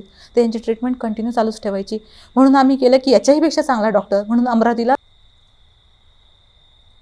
त्यांच्याकडे नेलं. तर त्यांची ट्रीटमेंट फक्त 5,000चे औषधच असतात आईचे आणि बाकीची फीज वगैरे ते वेगळी. फक्त मेडिसिन 5,000चं आणि हे दर महिन्याला. आणि एक दिवसही लेट झाला तर डॉक्टर वेगळा रागवायचा. मग असं व्हायचं की ट्रीटमेंटमध्ये कसं मागे पुढे झाला एखादा दिवस वगैरे तर होऊ शकते की आईचं त्याच्यामुळे होत असेल, आम्ही असंच समजायचं. पण मध्ये असं झालं की लॉकडाऊन लागलं आणि माझ्या लग्नाचा विषय निघाला. माझ्यासाठी जेव्हा स्थळ वगैरे यायला लागले तर आई अशी ना, आधी सुरुवातीला खूप एक्सायटेड होती आई. पण नंतर मग 1-2दा असं झालं काहीतरी गोष्टींनी नकार वगैरे आला तर आई अशी दुःखी व्हायची. एक स्थळ आलं, ते सांगण्यासारखं नाही आता. एक खूप जवळचे रिलेटिव्स आहेत, नाव नाही सांगू शकत आता कारण ते खूप चांगले संबंध आहेत त्यांच्याशी. पण त्यांनी एक स्थळ आणलं तर ते स्थळ खूप वेगळं होतं. त्याचा आईला एक शॉक बसला होता. कारण 40 वर्षाचा माणूस, मी 28ची. अरे बापरे. 40 वर्षांचा आणि मेंटली नॉर्मल नव्हता तो. तर तो आला ना, त्याच्या हावभावावरूनच कळून गेलं होतं. तो बोललाही नाही एक शब्द. त्याला नाव विचारायचं, त्याचे वडील सांगायचे किंवा काही, तर त्याच्याकडे भरपूर प्रॉपर्टी आहे असं म्हणून त्या रिलेटिव्सने आम्हाला म्हटलं की चांगलं आहे स्थळ असं. पण आईने बघितलं ना, आईला शॉक बसला. मग आई काय करायची, तेव्हा मी स्कूल जॉब करायची. म्हणजे मला आईला बघून जॉब पण करायचा होता ना, तर मी बाहेरगावी जाऊन जॉब नव्हती करू शकत. आणि मूर्तिजापूर इतकं डेव्हलप सिटी नाही की तिथे खूप चांगले जॉब मिळेल.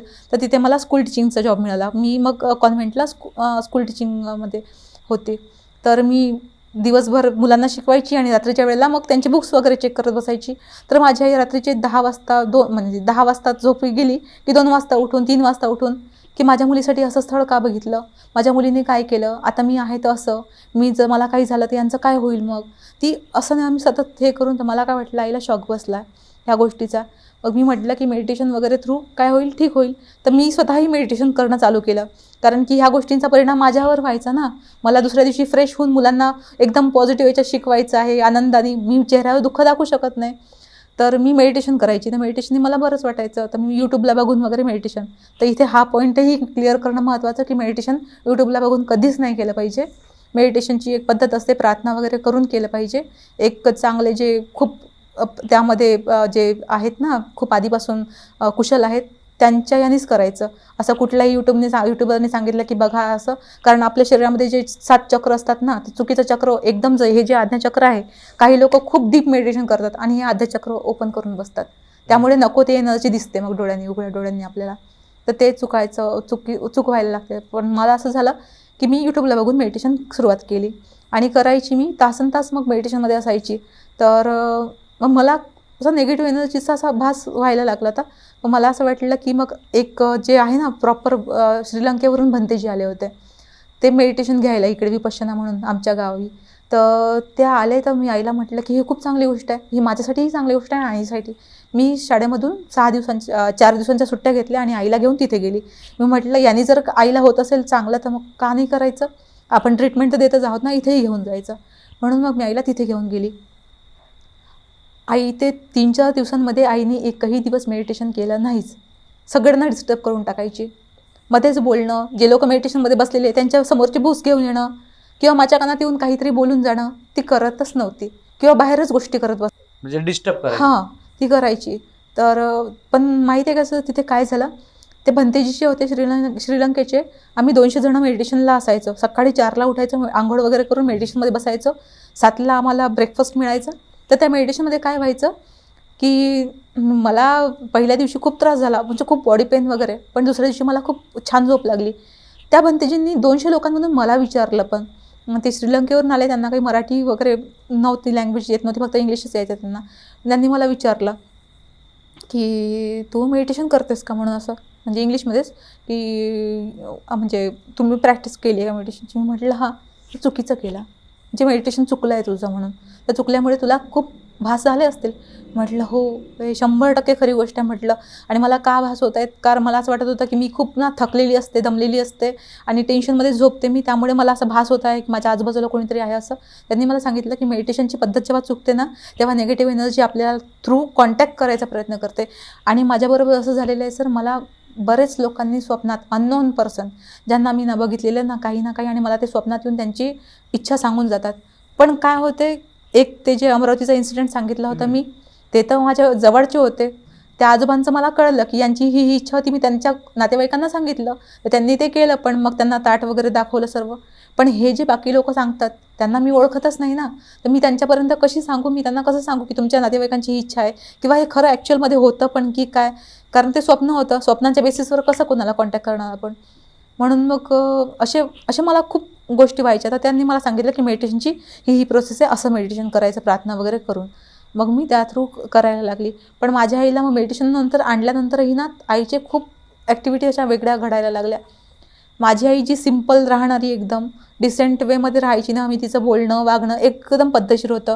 आई कधीही अशी नॉर्मल नाही होत. नेहमी कधीही बसणार तर साडी वगैरे व्यवस्थित करून पद्धतशीर बसणार. कुठे गेलं तर स्पूनशिवाय खाणारी नव्हती बिलकुल. लिटरली तिला असं एकदम पद्धतशीर असं असायचं. कधी टापटीप राहणं वगैरे एकदमच व्यवस्थित आईचं काम. आणि मग नंतर जे झालं मग नंतर असं झालं की लॉकडाऊन लागलं. लॉकडाऊनमध्ये काय झालं, आईने डेथ बघितल्या. एक आमची रिलेटिव्हमध्ये होते ती फॅमिली पूर्ण संपली. त्यांच्या 2 मुली, ते काका, त्यांच्या मिसेस, पूर्ण फॅमिली संपली. आईचं असं झालं की मी गेली ना तर आता माझ्या मुलींचं काय होणार. तर ती सतत म्हणायची की आपण सोबतच मरू तिघीजणी, अशीच म्हणायची. पण असं वाटलं की ही शॉकमध्ये आहे असं म्हणते.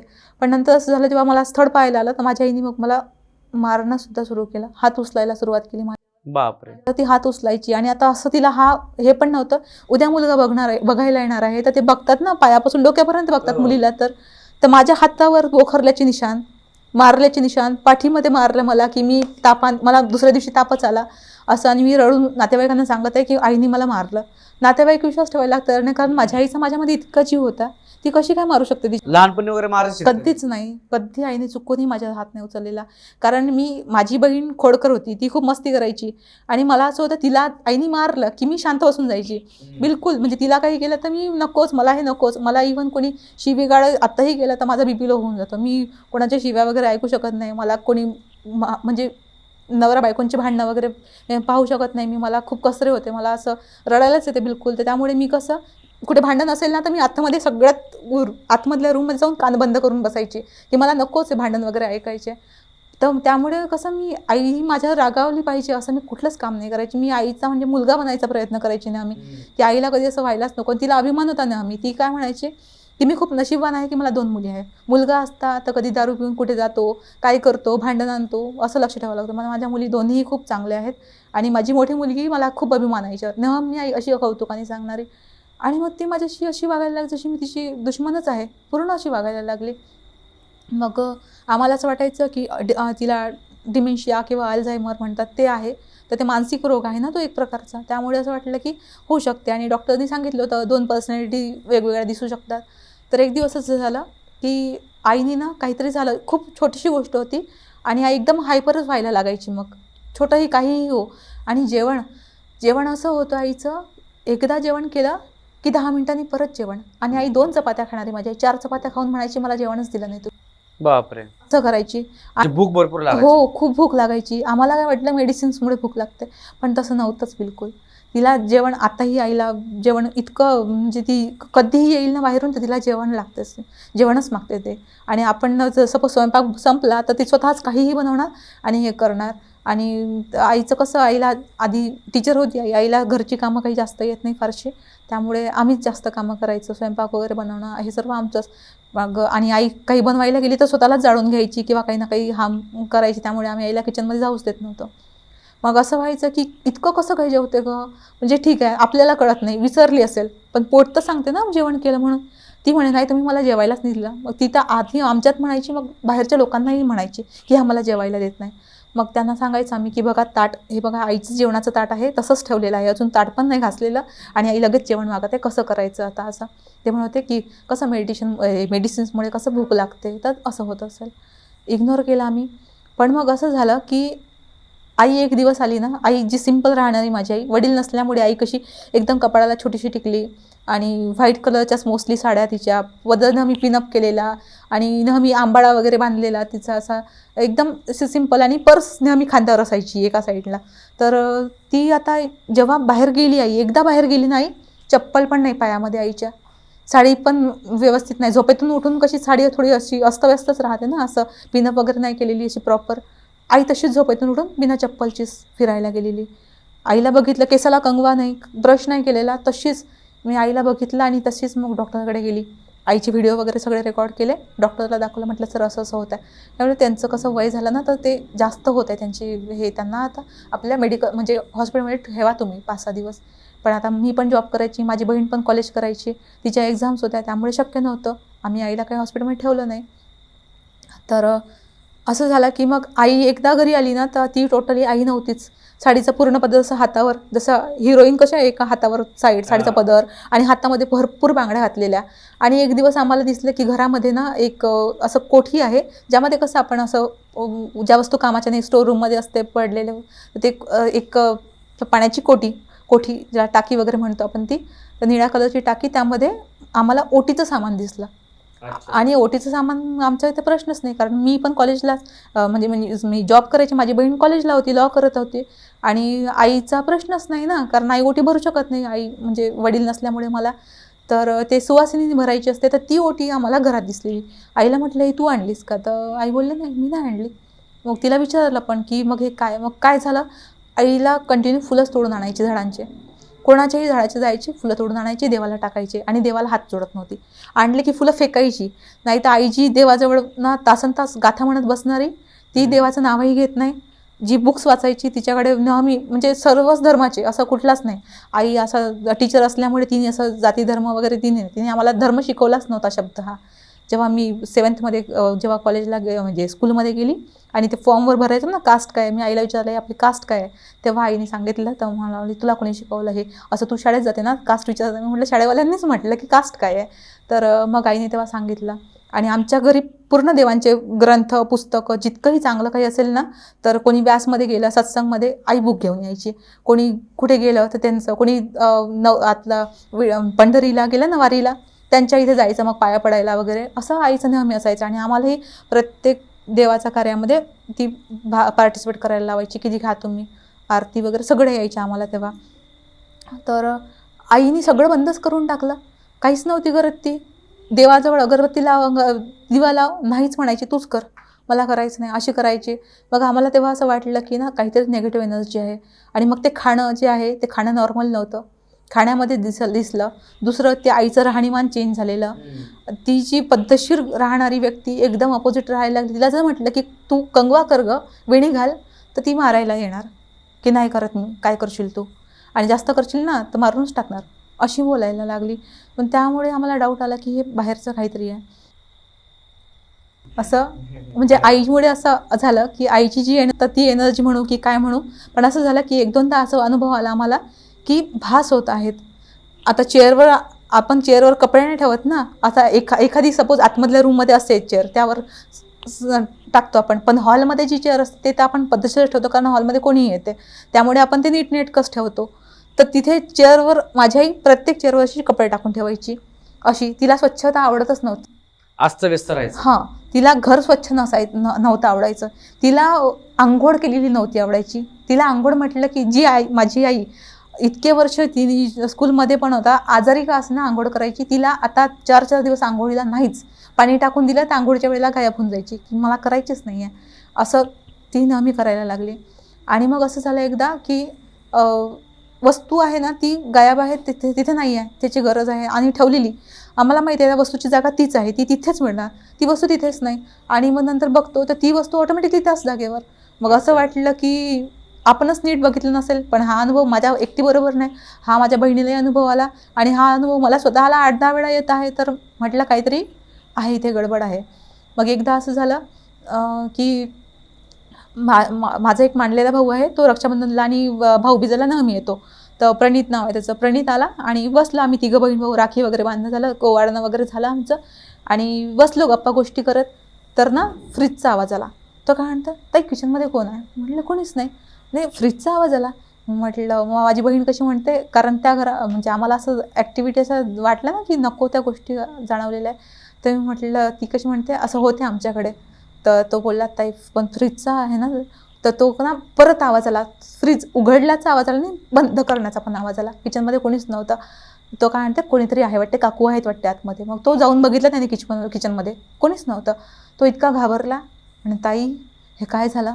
पण आम्हाला तशी आम्ही यूज टू झालेलं ना, आम्ही रिलॅक्स होतो दोघीजणी की काही नाही होत, काही नाही करत, आपल्याला काहीच नाही होत, तू घाबरू नको, असं त्याला म्हटलं आणि तो गेला. तो अजूनही त्याला म्हटलं ना, तो इतक्या छोट्याशा इन्सिडेंटने घाबरतो की हा अनुभव आलेला आहे मला, फ्रीज कसं काय उघडू शकते आणि बंद पण झालं प्रॉपर. तर ही गोष्ट नॉर्मल नाही. नंतर माझी कझन आली, ती आता इथे पुण्याला जॉब करते, IT मध्ये ती आली आणि आम्ही किचनमध्ये स्वयंपाक करत होतो. तर तिला चहा प्यायची इच्छा झाली. तिने काय केलं, चहाचा आणि साखरेचा डबा जो असतो तो रॅकमध्ये समोर काढून ठेवला. थोड्या वेळाने बघते ती, आता तिने काढून ठेवलं ना, आता साखर टाकली आणि चहापत्ती टाकायची, तो डबा तिथेच नाही आहे. ती बोलते, आताच तर इथे डबा होता, मी 2 डबे सोबत ठेवलेले. तर नाही आहे म्हणते दीदी. मला आवाज दिला, मग मी गेली परत तिथे बघायला. तर तो काय झाला, तो डबा ऑटोमॅटिकली समोर आलेला. तर तिचा हा अनुभव, ती म्हणते, दीदी हे इथे झालेलं आहे. म्हणते मी इथे म्हणते 100% शुअर आहे की मी इथे 2 डबे ठेवलेले होते आणि हा डबा तिथे मिसिंग होता आणि आता थोड्या वेळानंतर कसा काय परत आला आणि किचनमध्ये मी एकटीच होती. तर हे पण म्हणे, हे तर ती घाबरते. ती म्हणते की मी येते ना, मला थोडं निगेटिव्ह जाणवते. तर आईबरोबर जशा अशा गोष्टी व्हायला लागल्या ना, तर आईने जसं 1-2दा अटॅक केला. मग असं एकदा असं केलं की आईने डायरेक्टली मला उद्या मुलगा बघायला येणार होता. एका रिलेटिव्हने बघितला, तर मी त्यांना सांगितलं की आई काही ना काही करणार मला. आता मी धाकी पडलेली आईला, कारण माझ्या आईने माझ्यासोबत जे केलेलं, तर मला लिटरली भीती वाटायला लागली की आता माझ्या तोंडून काही शब्द निघाला तर माझी आई मला काहीही करू शकते. मी त्यांना म्हटलं की मुलगा बघायला येणार, मी नाही राहत इथे. त्यांनी म्हटलं की काही नाही होत. पण आईने मला मारलं त्या दिवशी. आईने हात उचलला. मी त्यांना सांगितलं की असं असं झालं. दुसऱ्या दिवशी ते जे मुलं पाहुणे येणार होते ते दुसऱ्या दिवशी पोस्टपोन झालं. तर ते का बोलले, तू थांबू नको, तू आमच्याकडेच थांबाच. मग आई अशी करणार ना, तू थांबू नको. आईने काय केलं, रात्री आली आणि माझ्या तोंडावर उशीच ठेवली. अरे बापरे, त्यांच्या घरी दिली? हो, नाही.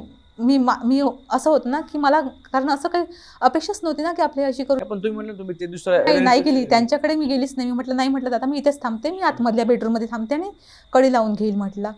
तर कारण त्याच्या अगोदरच्या दिवशी काय झालं, आई चाकू घेऊन अशी बसली होती. बेडरूमचा दरवाजा तो असा जो गॅप आहे ना, आई अशी चाकू घेऊन बसलेली की दार उघडलं की चाकू मारणार मी, असं केलं होतं आईने. आणि ते तुम्हाला कसं दिसलं होतं? कारण आईचं चालू होतं ना, आई 1-2 वाजता आई काही ना काही करायचीच. 1-2 वाजले की मोस्टली 2 वाजले की काही ना काही होणारच.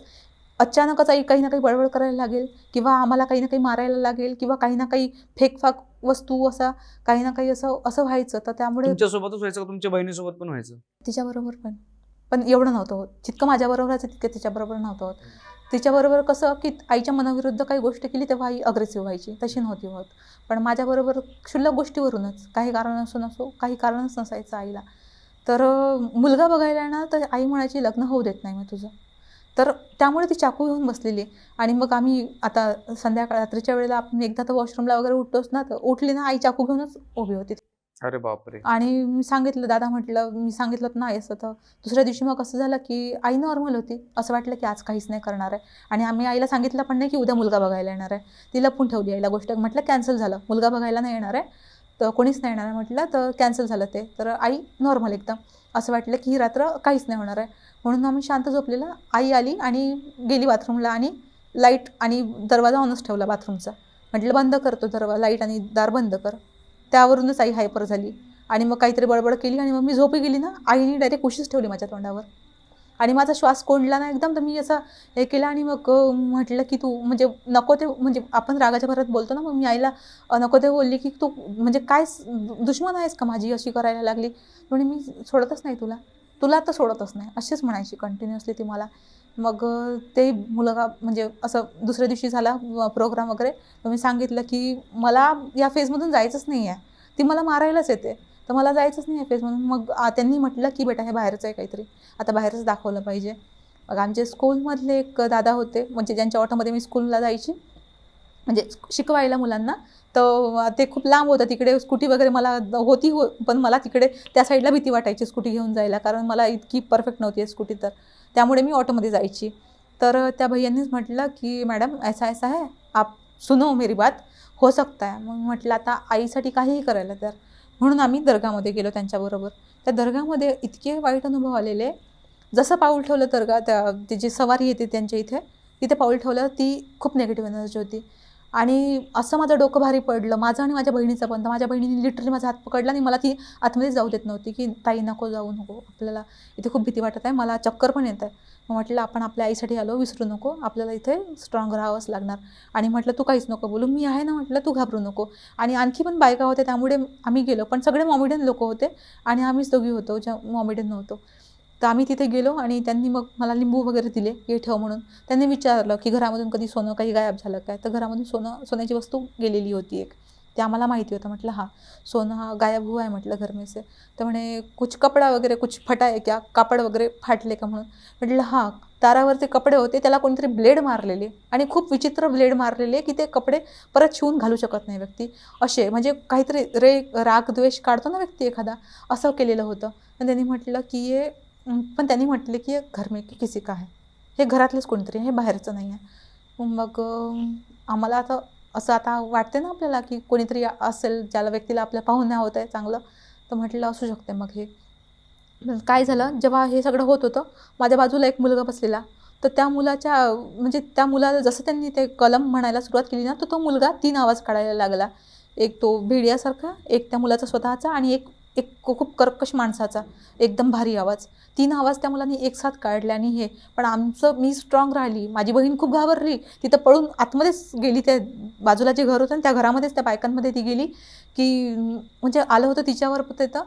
पण मी तिथे बसून राहिली कारण मला माझ्या आईसाठी काहीही करायला तयार होती. माझं असं होतं की माझ्यात आलं तर चालतं पण माझ्या आईमधून गेलं पाहिजे ते. तर असं मी या स्टेजला मी विचार केला तिथेच बसून राहिली मी ठाम. तो मुलगा माझ्यापासून असा म्हणजे आपल्यामध्ये जेवढं अंतर आहे तेवढ्या अंतरावर तो मुलगा असा जमिनीपासून एवढा म्हणजे इतका उंच होता हवेमध्ये. आणि तो असं पूर्ण असं जसा नमाज पढायला असे बसतात ना अशा त्या पोझिशनमध्येच तो हवेमध्ये होता. आणि ते इतकं विचित्र होतं. आणि मग माझी बहीण आणि मी गेलो की आणि माझी बहीण बोलली पण की ताई आपल्याला आईसाठी काय काय नाही करावं लागत आहे गं. पण जाऊ दे आपण करू सर्व करू आईला ठीक करायला आपण काही करू. मला पहिलीची आई पाहिजे. आपली आई जी पहिली होती तशी पाहिजे वापस. रात्री मग एकला आम्ही झोपलो. आम्हाला आईची इतकी भीती वाटायची की आम्ही हॉलमध्येही नव्हतो झोपत. आई हॉलमध्ये झोपायची. आम्ही बेडरूममध्ये झोपायचो. आणि एक समोर पोर्च होता. आम्ही दोघी पोर्चमध्ये चटई टाकून झोपलो तिकडे. कारण तो पोर्च इतका मोठा नव्हता की मोठा कॉट वगैरे किंवा बेड असा बसू शकेल तिथे. त्यामुळे आम्ही चटई टाकून झोपलो तिथे की आपल्याला ही रात्र काढायची आहे. आणि म्हटलं पण होतं की काहीतरी. तर माझी बहिणीने जो आवाज त्या मुलांनी 3 आवाज काढले तो आवाज तो भेडियाचा होता की रानडुकरासारखा आवाज तो सेम माझ्या बहिणीने आवाज काढला. बापरे! आणि तो इतका म्हणजे मी तिच्या बाजूलाच झोपलेली होती ना आणि मी झोपलीच नव्हती ॲक्च्युली. माझ्या डोक्यात सतत ते चालू होतं की काय अनुभव बघितला आज, काय कसे अनुभव आले आज, कशा लोकांमध्ये होतो आपण. ते माझ्या डोक्यामध्ये तेच होतं. पण मी डोळे बंद केलेले पण डोळे बंद करून तेच विचार चालू माझ्या डोक्यात. तर एकदम माझ्या बहिणीने तो आवाज काढला. मग तिला शांत केलं, डोक्यावर वगैरे हात ठेवला तिचा, पाणी पाजलं. तिला माहिती पडलं ना पण ती एकदम दचकून उठलीच की ताई मी आता काहीतरी केलं ना, मला माहिती आहे मी आवाज काढला. तो त्या मुलाचा आवाज काढला ना मी सेम तसाच आवाज काढला ना. म्हटलं हो तसाच काढला. तर ती काय बोलली की माझ्या अंगात त्याचा भूत आला. म्हटलं त्याचा भूत नाही आला. म्हटलं तू घाबरले. म्हटलं तुझा खूप परिणाम झाला म्हटलं त्या गोष्टीचा. पण तिच्यात ती एनर्जी नव्हती आली. पण काय माहिती तुम्ही तो आवाज का काढला ते माहिती नाही. पण मग असं झालं की आईचं आणखी वाढलं. आईचं काही आम्हाला कुणी काही सांगितलं ना तर आई आणखी अग्रेसिव्ह व्हायला लागली होती. मग त्याच्यानंतर मग आता काय झालं आईचं? म्हणजे आता व्यवस्थित आहे का झाली? नाही आईचं आता कसं होतं सर आपण सगळं करून बघितलं. मग नको त्या ठिकाणी गेलो आम्ही. आणि म्हणजे असं असे अनुभव घडले ना ते जे अनुभव घडत आले ना ते नॅचरल नव्हते. कारण आईचं वागणं किंवा जिथे गेलो तर कोणी काय म्हणत होतं, कोणी बाहेरचं सांगत होतं, कोणी म्हणत होतं की हिला दवाखान्याची गरज आहे, कोणी म्हणत होतं की हे तुम्ही याला दाखवा त्याला दाखवा. पण ते नेणं शक्यच नव्हतं होत. आईला घेऊन जायचा प्रयत्न केला की म्हणजे आई आमच्याबरोबर बाहेर. आता कशी आहे आईची परिस्थिती? आता असं बघितलं तर नॉर्मल आहे. सर्वांशी नॉर्मल वागते. आणि काही तुम्ही आता आईशी बोलाल ना तुम्ही म्हणणार यांना काहीच झालेलं नाही आहे. फक्त आई कसं करणार तुम्हाला 2-3 वेळा विचारणार, तुम्ही कुठले आहात, नाव काय तुमचं, तुम्ही कसे आले आमच्याकडे, असं विचारणार. हीच गोष्ट रिपीट करणार. पण तुम्हाला असं वाटणार की हां यांना विसरण्याची सवय आहे, ह्या विसरतात गोष्टी. पण कशा अग्रेसिव्ह नाही. आणि ही व्यक्ती कोणाला मारू शकत नाही असं होतं. पण माझ्या आईचे अनुभव माझ्याशी असे की माझ्या आईने छोट्याशा गोष्टीवरून मला रक्तबंबाळ केलेला माझा हात पूर्ण. आणि माझं ब्लड बघून हसली ती आणि मला म्हणते की तू माझ्या जर वाट्याला जाशील ना तर मी तुझा गळाच कापून टाकणार, मानच वेगळी करून टाकेल तुझी, अशी बोलली होती सरळ. एक आई अशी तर कधीच बोलू शकत नाहीच बोलू शकत. आणि दुसऱ्या क्षणात तीच आई जी आत्ता मला बोलली अशी दुसऱ्या क्षणात मला म्हणते की हे कोणी केलं, आपण डॉक्टरकडे जाऊया, अशी पण म्हणत आहे. तर हा म्हणजे असं खूप हे होतं की एका क्षणाला वाटायचं की आपली आई नाहीच आहे आणि दुसऱ्या क्षणाला असं वाटायचं की अरे ही आपली आई आहे, आता जी बोलत आहे ही आपली आई आहे, ती पहिली बोलली ती नव्हती. आणि माझ्या बहिणीने लिटरली म्हटलेलं पण आहे की तू आमची आई नाही आहे. आणि आता आईला मी आत्ता रिसेंटली दिवाळीनंतर पण गेली होती ना, तर आई आणि मी बसलो तर माझी हिंमत नाही होत आईशी जास्त काही बोलायची अशी. कधी कधी रागाच्या भरात बोलते मी, खूप राग आला तर बोलते. पण असं नॉर्मली ना असं की तिच्याशी जास्त वेळ बोलू मी, मला वाटते इच्छा होते माझी की टाईम स्पेंड करायचं.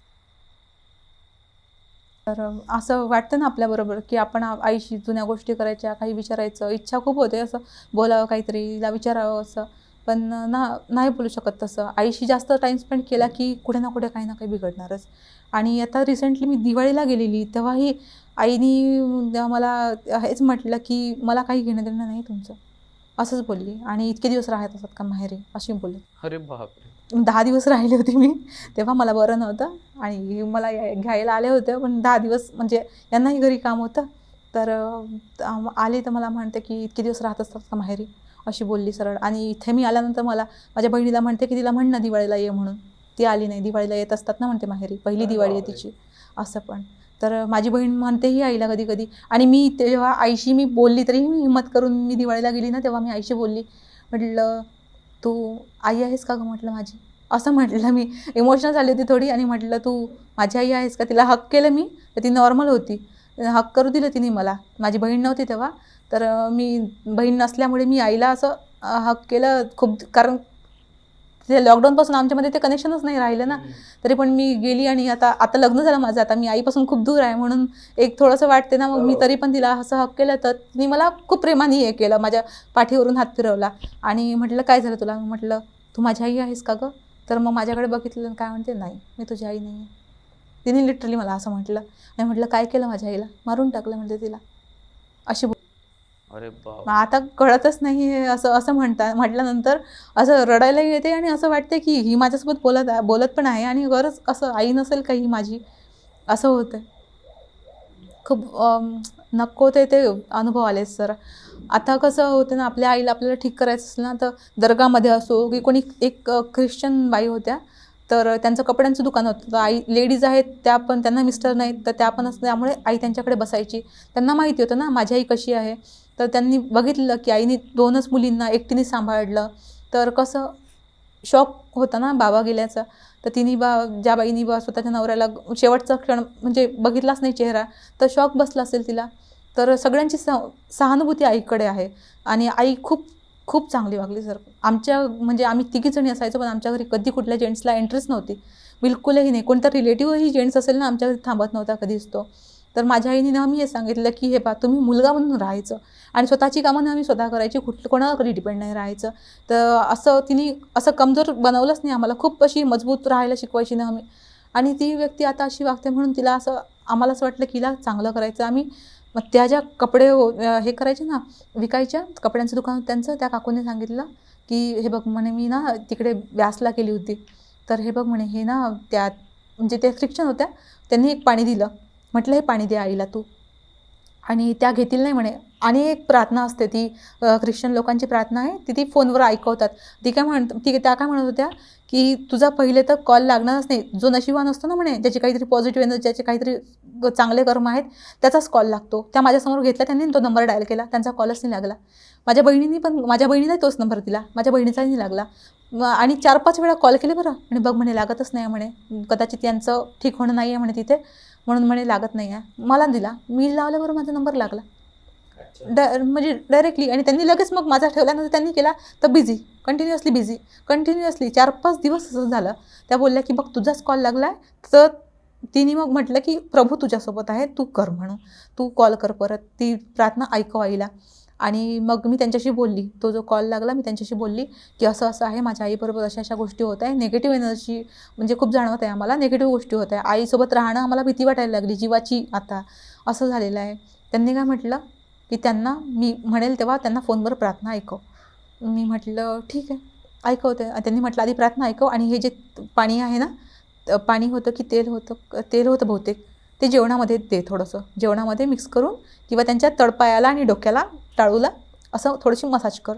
मग आता आईला आता धक्का लावायला भीती वाटायची आम्हाला, आईच्या पायाला हात कसा लावायचा, कारण जवळ गेलं की आई काहीही करेल, असं झालेलं. तर पण जेवण वगैरे करायचे आमच्या हातून, तर म्हटलं जेवणामध्येच द्यायचं थोडंसं. तर पहिले काय केलं, पहिले प्रार्थना द्यायची होती ना, ऐकायची होती, तर मी कॉल लावला. यावेळेसही मी कॉल केल्या कॉल लागला माझा, बिलकुलही नाही. ते म्हणत होते की आमचे महिना मी कॉल करतो त्यांना, लागत नाही. माझा त्यावेळेसही कॉल केला मी, सांजवतीची वेळ झालेली होती, दिवे लावायची, देवाजवळ दिवा वगैरे लावला, त्यांना कॉल केल्या लागला. आणि मग मी त्यांना सांगितलं असं असं आहे. ते का बोलले आता तू जा आणि त्यांना ऐकव, मी प्रार्थना म्हणतो, फोन त्यांच्या कानाजवळ. आईला म्हटलं आई फोन पकड गं. तिने नाही, मी नाही हात लावत, तिने फोनला हात पण नाही लावला. म्हटलं ऐकतं खरं. आणि मग तिने घेतला, हॅलो कोण बोलत आहे असं म्हटलं आईनी. आईला वाटलं आईची बहीण आहे, म्हटलं मावशीचा फोन आहे, म्हटलं बोल. तर आईला वाटलं आई तिची बहीण आहे म्हणून आईने फोन घेतला आणि कानाला लावला. जसं त्यांनी प्रार्थना म्हणायला सुरुवात केली, आई फोन फेकलाच असा म्हणजे माझ्याकडे. तर मी फोन घेतला आणि आईच्या कानापर्यंत लावला, असं स्पीकर ऑन केला मग, आणि आईला असं पूर्ण असं लहान लेकराला कसं पकडतो असं आईला घट्ट पकडलं आणि पूर्ण प्रार्थना ऐकवली. तोपर्यंत आई मला सोड, जसा काही आईला मी जीव घेत आहे आईचा, आईला किंवा श्वास घ्यायला त्रास होता अशी आई करायला लागली, असे तडफडायला लागली होती बिलकुल. तरी मी आईला ते पूर्ण प्रार्थना ऐकवली. आणि त्याच्यानंतर मग म्हटलं आई म्हणे तू का वेळी झाली का गं म्हणे, काय करत आहे म्हणे तू, हे काय होतं. म्हटलं पण प्रार्थना ऐकायची होती. म्हटलं प्रार्थनाच तर आहे, म्हटलं तुला तर आवडतात प्रार्थना, मग तू आता का असं केलं, ऐकायचं असतं. तर बोलले नाही मला नव्हतं ऐकायचं. मग मी म्हटलं जेवण करते का, जेवायलाही कधीच नाही म्हणत. जेवायला तिला आईला, आणि ते जेवणामध्ये मी ते तेल होतं की पाणी, कारण मी ते असं, मला असं एवढं काही लक्षात नाही, आता आठवत नाही, पण मला असं वाटतं की पाणी होतं बहुतेक, ते तेल होतं बहुतेक, ते की देवाचं पाणी होतं. तर मी ते टाकलं जेवणामध्ये वाटीमध्ये आणि दिलं आईला. आईने जेवण केलं, पहिल्या घासातच म्हटलं की जेवण खूपच खराब लागत आहे. असं मी म्हटलं काही नाही म्हटलं, खराब नाही. आई म्हणे यामध्ये गोळ्या मिक्स केल्या का तू, म्हणे डॉक्टरच्या. म्हटलं काहीच मिक्स केलेलं नाही, तू खा म्हटलं. आणि मी पण आईच्या ताटामध्ये एक घास खाल्ला. मी म्हटलं मला तर ठीक लागत आहे म्हटलं, तुला बरं नाही ना म्हटलं, ताप असेल म्हटलं तुला, म्हटलं म्हणून असं होत असेल. म्हटलं पापड भाजते म्हटलं, मी तुला पापड भाजून देते, तू जेवण कर म्हटलं. हे आईने जेवण करून घेतलं आणि मग आईला गोळ्या दिल्या. मी ट्रीटमेंट पण चालू होती त्यावेळेला. गोळ्या दिल्या, मग आई झोपी गेल्यानंतर मग मी आईला आईच्या टाळूला आणि हे दिलं. तर त्या बाईंनी मला काय सांगितलं, त्या काकूंनी, की जेव्हा तू आईला हे देशील ना म्हणे, जेव्हा त्यांच्या पोटात जाणार, तर 2 गोष्टी होतील. एक तर म्हणे त्यांना म्हणे म्हणजे डिसेंट्री वगैरेचा त्रास, असं ते 2 थ्रू, एक तर उलटी थ्रू किंवा याच्या थ्रू ते जाणार म्हणे असं. तर त्यांना 2 पैकी 1 नाही होणार. जर निगेटिव्ह एनर्जी असेल तर, नसेल तर काहीच नाही होणार म्हणे, जर बाहेरचं काही नसेल तर. मग म्हटलं ठीक आहे. पण जसं आईला ते दिलं ना, त्याच दिवशी आईने, म्हणजे आईचं पोट खराब झालं आणि आईने म्हणजे आज ते इतकं घाणेरडं होतं, मी सांगू नाही शकत. म्हणजे असं मी असं, आता आपली आई आहे तर आपण हे नाही करत, पण ते इतकं किळसवाणं होतं ना. माझी बहीण आणि मी, आम्ही दोघींनी आम्ही घरात थांबलोच नाही आणि आम्ही लिटरली तो आईचा तो त्रास होता कंटिन्यू. आई ते पूर्ण घर आईने खराब करून टाकलं, अरे पूर्ण बापरे! घर. आणि लिटरली मनुष्य असं करूच नाही शकत, बिलकुल नाही करू शकत. तर ते इतकं घाणेरडं होतं आणि त्यामुळे माझी बहीण पूर्ण घरामध्ये आम्ही परफ्यूम, पूर्ण डिओ संपवून टाकले होते आम्ही. आणि त्या घरामध्ये आम्ही 2 दिवस जेवणही नाही केलं, काहीच नाही केलं. आई फ्रुट्स वगैरे खायची वगैरे, आईला द्यायचं, पण आई ते घाणच करून टाकायची सगळं. आणि आम्ही दोघी बहिणी 2 दिवस घराच्या बाहेर वाटल्यास तर जाऊन केळी वगैरे आम्ही खाल्लं. स्वयंपाकच नाही केला, कारण ते इतकं घाणेरडं होतं की आम्हाला इच्छाच नाही झाली. आणि त्या बाईंनी सांगितलं होतं की निगेटिव्ह असेल ना तर हे होणार. मग आम्ही हॉस्पिटलमधल्या त्या साफसफाईवाल्या असतात ना, क्लिनिंगवाल्या, त्यांना बोलवलं आणि पूर्ण घर साफ करून येते. म्हणे शक्यच नाही म्हणे, इतकं खराब होत असते का असं. त्या बोलल्या. मग आम्ही ते लिटरली आम्ही ते ब्लँकेट, बेडशीट जे काही होतं ना, सगळे कपडे सगळं आम्ही फेकूनच दिलं घरामधलं, काहीच नाही ठेवलं. त्यामुळे असे अनुभव आले ना, हे नॅचरल नव्हते, खूप सगळ्या गोष्टी घडल्या. मग त्यामुळे कळलं की हे मेडिसिनने ठीक होणार नाही. मेडिसिन आईला अजूनही चालू आहेत, पण इफेक्ट काहीच नाही आहे. अजून आहे तसेच आहेत हो, ते. सुरूच आहे. हे होते तुमचे अनुभव. तर मित्रांनो, हे होते तृप्ती मॅमचे अनुभव आणि या अनुभवातून तुम्हाला काय शिकायला भेटलं नक्की कमेंट करून सांगा. तर चला आता आज इकडेच थांबूयात. जय हिंद, जय महाराष्ट्र.